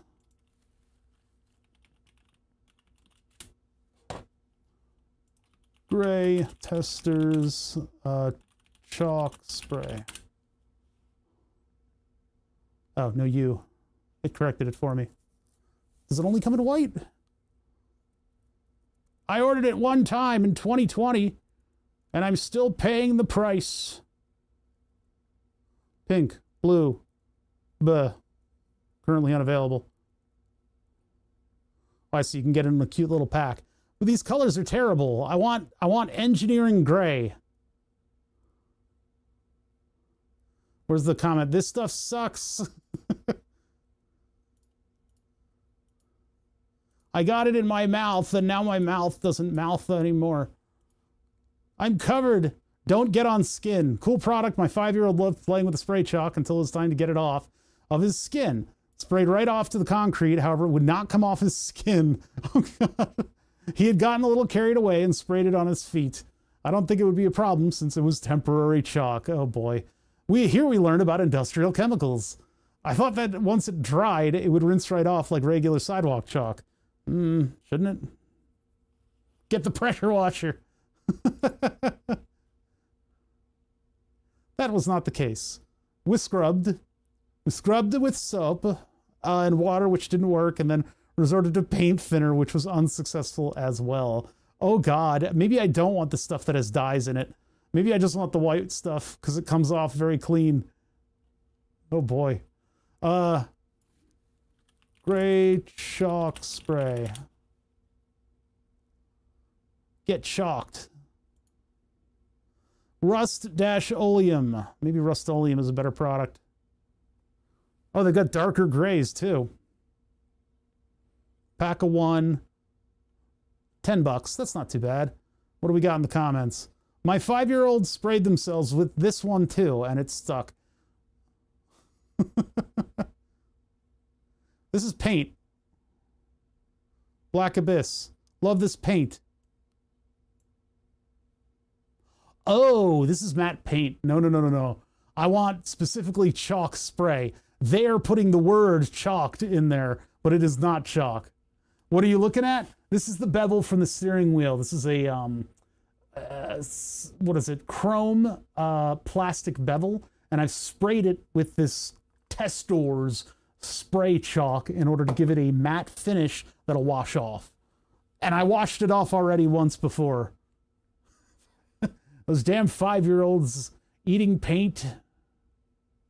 So I'm looking for an alternative chalk spray. It turns out they are deciding to have a family of products that are called chalked, as if it were like a porno title, that are just simply a chalky finish, which means it's a very matte finish, which is not to say that it is a chalk spray that you can then wash off.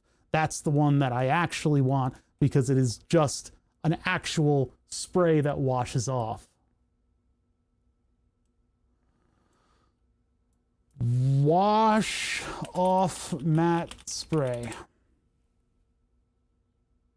Absolutely none of this is what I'm looking for. Oh my God, why on a Cybertruck? Unless you're a 5-year-old kid that's covered in it. Yes. Matte finish spray. Watch out, look at how permanent this stuff is. Permanent protective matte finish. That is the opposite of what I'm looking for. What have we been doing with AI this entire time? If it can't interpret my intent in this search. Aging spray, nicotine yellow. Ah.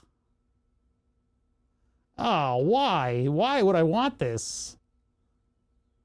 Dirty down, mold, khaki. Oh no. Why would I want the mold spray? Not the mold spray. Ugh. Ugh. Why the hell does this exist? Maybe if you want to dress your set as like a 30-year smoker. Make your 3D printer look like you've been keeping it in a dank basement.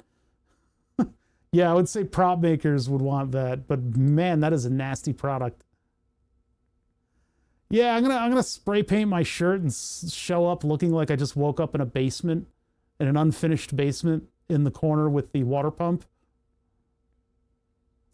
I don't know if there's like a family of products that's like a washable spray, and that's why I'm debating even further with myself about spraying a little bit of this stuff, of the chalk spray, into the airbrush, and then using the airbrush in order to very carefully spray this thing.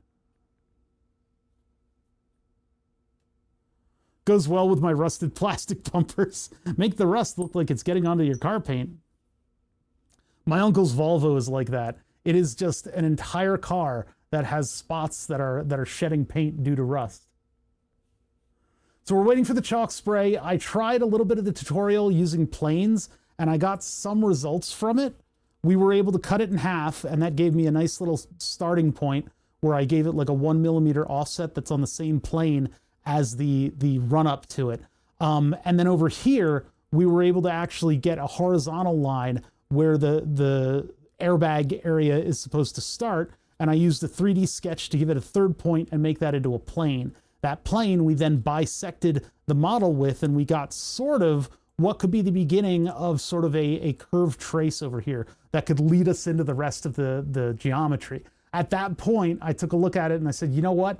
I want to get a better scan out of this thing. So we removed the bevel from the steering wheel. Everybody look at my naked airbag hole.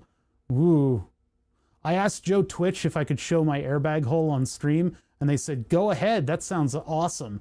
Actually, I think they said it sounded hot, which made me very uncomfortable. But I'm able to show this, and this is the hole where the airbag's supposed to go. We're trying to 3D print something that will go there. There's a bevel here that holds all the two clusters of buttons, which are the entire purpose for me buying this steering wheel. I bought it for the buttons. I bought this thing for like $280 many, many years ago in order to play My Summer Car. And it turns out force feedback does not let you steer better. The wheel itself lets you steer better. Disabling the force feedback lets you steer better. Force feedback is just for fun. But the bevel here, in order to get a good scan of it, I'm trying to use spray chalk in order to give it a matte finish. And the spray chalk says it instantly becomes a matte finish. It's still shiny right here. There's still a sheen to it. So they lied. They lied. There's a liquid substrate that is apparently supposed to evaporate and carry with it the powder that it then coats stuff with. But it's just a lie.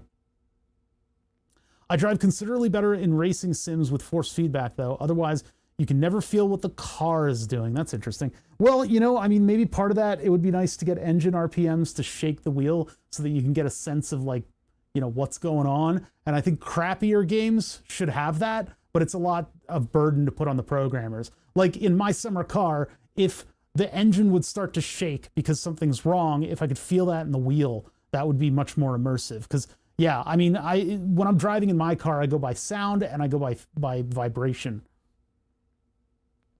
3D print a better nozzle. Possibly. That's a possibility. I don't know if would that work out? Is my printer accurate enough for that? I don't know. I do have better nozzles that I might not have used. So I might be able to grab a different nozzle and get this stuff to spray a little bit more consistently. Because right now the nozzle is just like a tube opening and it just kind of yeets into a circular pattern. If I could get a spray, like a flat spray pattern out of it. But the other idea is to put my my airbrush, the kind of like nice entry-level airbrush that I got, and use that to spray this stuff. I would just spray this into the cup, which I don't know how that might be a little rough to do. I need to 3D print something that will, actually no, I could use my gear puller. I could use my gear puller to latch onto this, put a rubber band around it so it latches here, and then I had to have a screw thing so I could just barely open this nozzle up.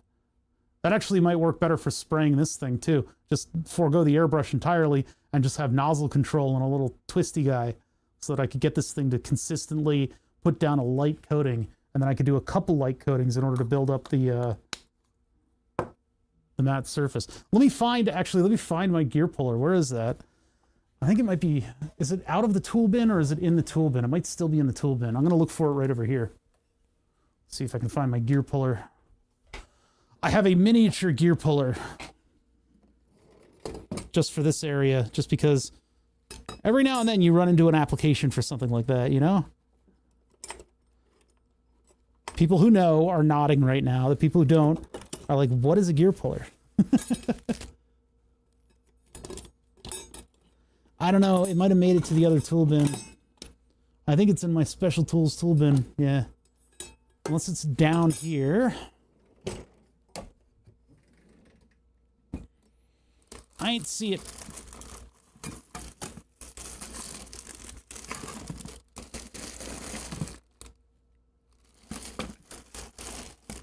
Oh.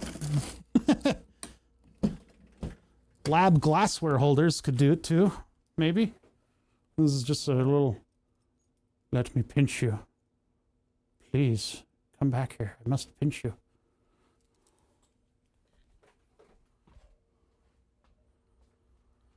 A good force feedback will let you feel losing grip on front and back wheels and all kinds of things. Yeah, I guess so, but it's just like in some racing games, and maybe the crappy ones that I play, the real advantage that the wheel brings to the table, and pretty much the only advantage, is that you've got much more granularity in your steering, which can affect how quickly you're able to go from full lock in one direction to full lock in the other direction. Sometimes the racing wheel people will just turn it, the whole 300 or the 1.5 turns that you get, into just from 90 degrees to 90 degrees, so that you get that ability to suddenly turn the wheels in the other direction. With a controller, you just go boop boop, right? But you lose, because you're fighting the spring and the stick, you lose that ability to kind of like lock in and hit a steering angle and hold it.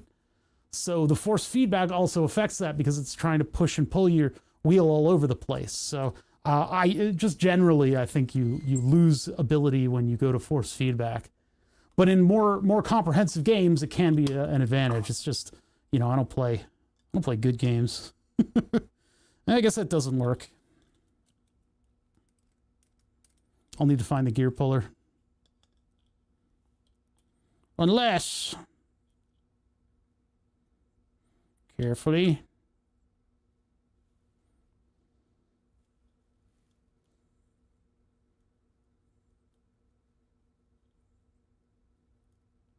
No, it's not doing anything. It's not, the little bottom grippies aren't quite gripping the edge of this thing. I could use it to hold the can. Why would I do that?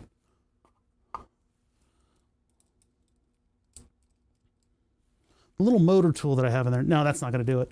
That's meant for seating RC car motors. But yeah, if I get the miniature gear puller, it'll basically be something that I can attach here, and then I can have just a little pokey bit that'll limit the amount of stuff coming out of the front. This is looking pretty matte. Are we willing to give this a scan? Yeah, let's try to give it a scan. Let's see if we get a better result from this, and we will just scan it right where it's sitting and see if we can get a nice scan of this thing. So I'm going to put this carefully right here. I don't see any more reflections coming from the little pit areas. So I got to plug in the CR10S, or the, let me plug in my 3D printer. I got to plug in the Creality CR scan to the front of the computer. We'll open up CR scan. There we go, plugged in.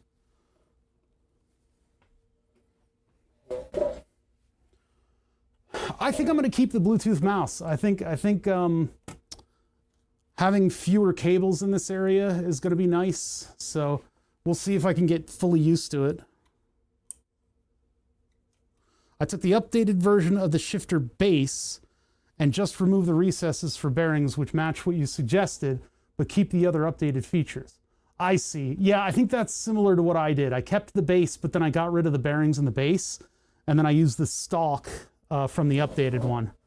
And then, of course, I modified that stock to have a hookup for the these things. You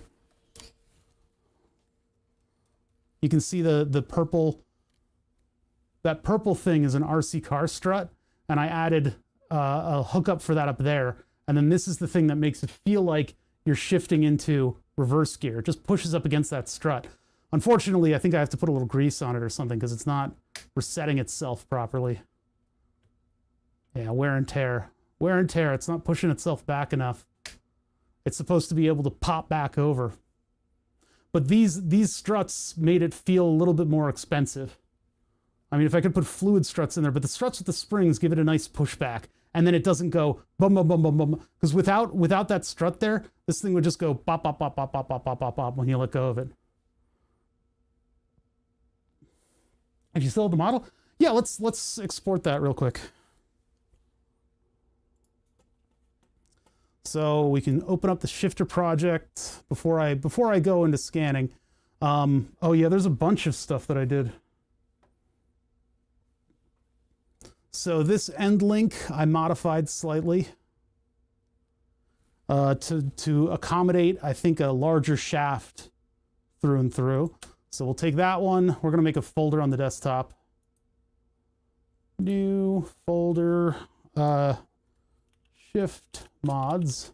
I'll put this on the Discord in the stream project section. So the body's here. Let's take that one, rod end. Save as mesh. We're going to do, is 3MF okay? 3 mofos in a trench coat? You'll have to convert it if you need to.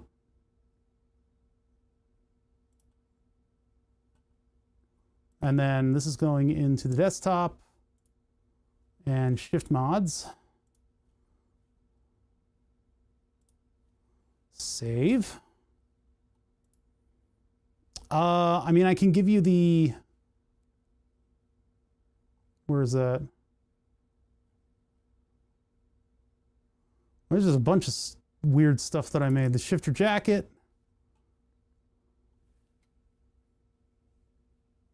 You can always convert. Okay. Oh wait, this doesn't. If you want to open it up in Fusion, then I'll have to export it as something different. Let's do.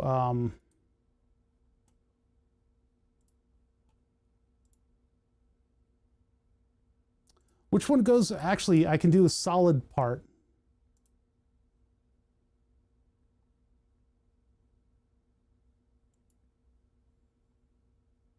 Autodesk Fusion Archive F3D. Yeah, F3D I think is what you can use. So we'll do that so you can actually like use the files. Let's see. So there's stuff in here for the pedals too, so I just have to make sure that I'm doing the right parts here. That's for the roller. That's my little roller assembly. I don't think you want the roller assembly, although I can send it. You won't have the spring. The spring is out of a BMW, so.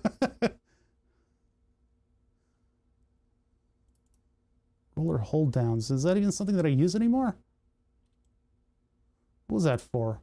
Oh no, that's for a different, what is that for?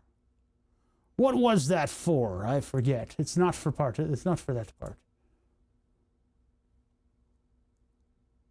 Come on. Did I hit close? I don't, okay, whatever. Roller assembly. Export as, roller assembly, version 10, that's fine. I'm good to my chat. I give them things that I create. This is all, I mean, it's perfectly acceptable to ask O'Bother for stuff that he's made. Why is this processing so long? All right. Pedal mount, no. PCB, no. Load cell, no. No. Knob adapter is specifically for the knob that I'm using, which is not something you need. The post and the base. I will now export. So the modifications that I did were widening it for certain bearings, adding the second set of mounts. I didn't touch these mounts because it would be too complicated for me to remove it. So I added a second set of mounts all the way up here. And I just tweaked and tuned some of the bearing holders up there for the bearings that I had. So we're going to export that. Wait, are they all in this file? Can I just do this one and export this one? Hold on a second. We got to go back in this folder and just delete everything. Get out of here. And then let's open up the assembly. And the assembly I can export once. Yeah, the HASI, the hussy. Open that up and get all those files into one place. That'll be easier to open up in the software. You can see all the stuff that I made, like the retention nuts there that hold the bearing. Why doesn't that one have a cover on? I guess I made one of each. One of them has a little holder and the other one just does nothing. Relies on the bolt. And then let's see. I did some modifications to the other parts of this, but for the most part, these are the modified parts that I created, including this whole assembly. It's a little broken in the CAD image. This should be lower down, but why is there a countersunk hole in the front? I don't recall that. Why is that there? Okay, because I wanted to screw on a little thing that widened it. I don't know if it still has that. But anyway, this is everything. So I'm going to export this one. Export.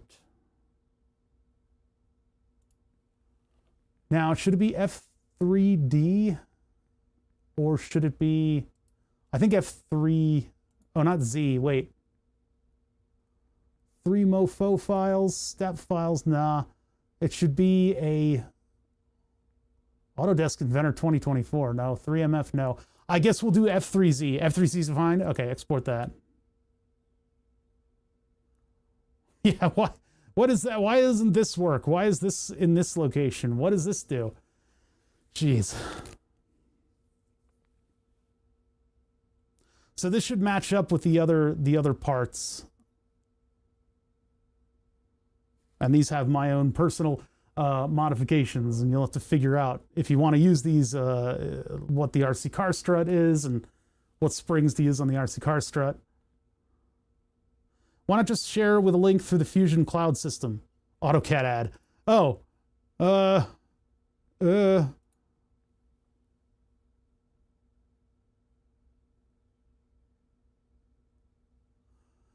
open, insert, new drawing from design, share link. I'll also, for anybody that doesn't want accountability, I'll also put it on the stream projects section, because it's only 15 megabytes. 3D scan spray. Oh, that's neat. I'll have to look those up. They're probably pretty expensive, aren't they? I mean, a $10 spray bottle of chalk spray, if this works, is better. But anyway, there's the 15 megabyte file, and then the link, if you want the link. Share the latest version with anybody using this link. Ta-da! Why is this so slow? Oh, because I have 3 buttons on the mouse now. Oh no, because they disable right-click and you have to use their copy button. Neat. So yeah, here's the link. Hashtag AutoCAD ad. Thank you very much, Short Lurker. Short Lurker is practically... Print! No, cancel. Paste, not print. Shorty's a good co-host here. There is the link to this project. So that should give you all the files you need. You're on your own for finding bearings and springs, though, because I'm not going to dig up what bearings and springs I used on this thing. I used the bearings that I had on hand, and the springs were from like an Amazon kit of springs. Some of them. Others, I don't think we used the actual BMW spring. We just used something that was close enough, because this thing needs like a pretty beefy spring in there. And then the metal roller was just a part that I had. That's why it's shiny and segmented into 2 parts, because this is pretty much exactly the design of the BMW automatic shifter. The BMW automatic, like automatic transmission, what was it? Whatever it is, whatever that is, that shifter used this mechanism to give it like a bump going into the gear. I just copied the profile of the bump. I'd tweak it a little bit. This should probably be a ramp on this side, to be honest, because it's not rejecting the pusher as much as it should. And if it was ramp, it would continually try to push it forward. But anyway, that'll give you at least the jumping off point. You're probably better at modifying this stuff than I am, but I had to take this and break all of these faces into groups so that it would actually make a coherent model. It was hell on earth. So take advantage of the fact that I objectified all these parts. Because yeah, this works really well. Dun, dun, dun, dun, dun, dun, dun, dun, dun, dun, dun, dun. The Space Mouse is fun for flying through your designs, I have to admit. Once you get used to it, you kind of gain your sea legs on the whole thing. But, all right. Anyway, I think that's going to do it for me. I'm not going to try to scan this right now because scanning it is a pain in the butt. I'm probably going to wash this off again and try to spray it again, possibly finding like a better nozzle. That'll give me a little bit more control over the spray of this thing. Overall, I think I completely face-planted on my plans for today. We were supposed to actually work with the 3D scan, even the crappy one, in order to give us like a profile of some lines that I would be able to turn into a small slice of the first layers of that steering wheel cover and then print it and then test it against the real thing. I'm going to get there, but it's going to take a little bit of work on the side after I do the thing with my peppers that I described. So I'll catch you guys later. I mean, I'm going to be back on Tuesday, maybe. I will not be around on Thursday because I'm doing a doctor's appointment. So I need to coordinate stuff a little bit. Next week is going to be a little hit or miss with streams, just because I've got a lot of health maintenance things that I absolutely have to make sure that I get to. So let's do that, and let's do what day it would be. June 3rd and hold on, let's June 03/25. Control A. Oh no, I don't have to copy that anywhere. I just had to enter. There we go. So now I can actually go back in here. All the things that I do for streaming. END. Bonk. Boom. There we go. Don't follow me on Blue Sky because my account got fucking hacked and closed down. I still have no idea what to do about that. I think I'll probably be able to get it back, but it got taken over. So, you know, join us on the Discord. That's the best place for you to get Oh Bother news. I can no longer post cute puppy pictures anywhere else, so I will be posting them on the Discord for your pleasure, because Willow's a very cute dog. So I adjourn. I shall now go touch grass. I suggest you do the same every now and then, and we'll be back on possibly Tuesday, I really hope, but we'll play it by ear. Oh yeah, is anybody cool streaming? Let's check. Just gonna check to see if anybody cool is streaming.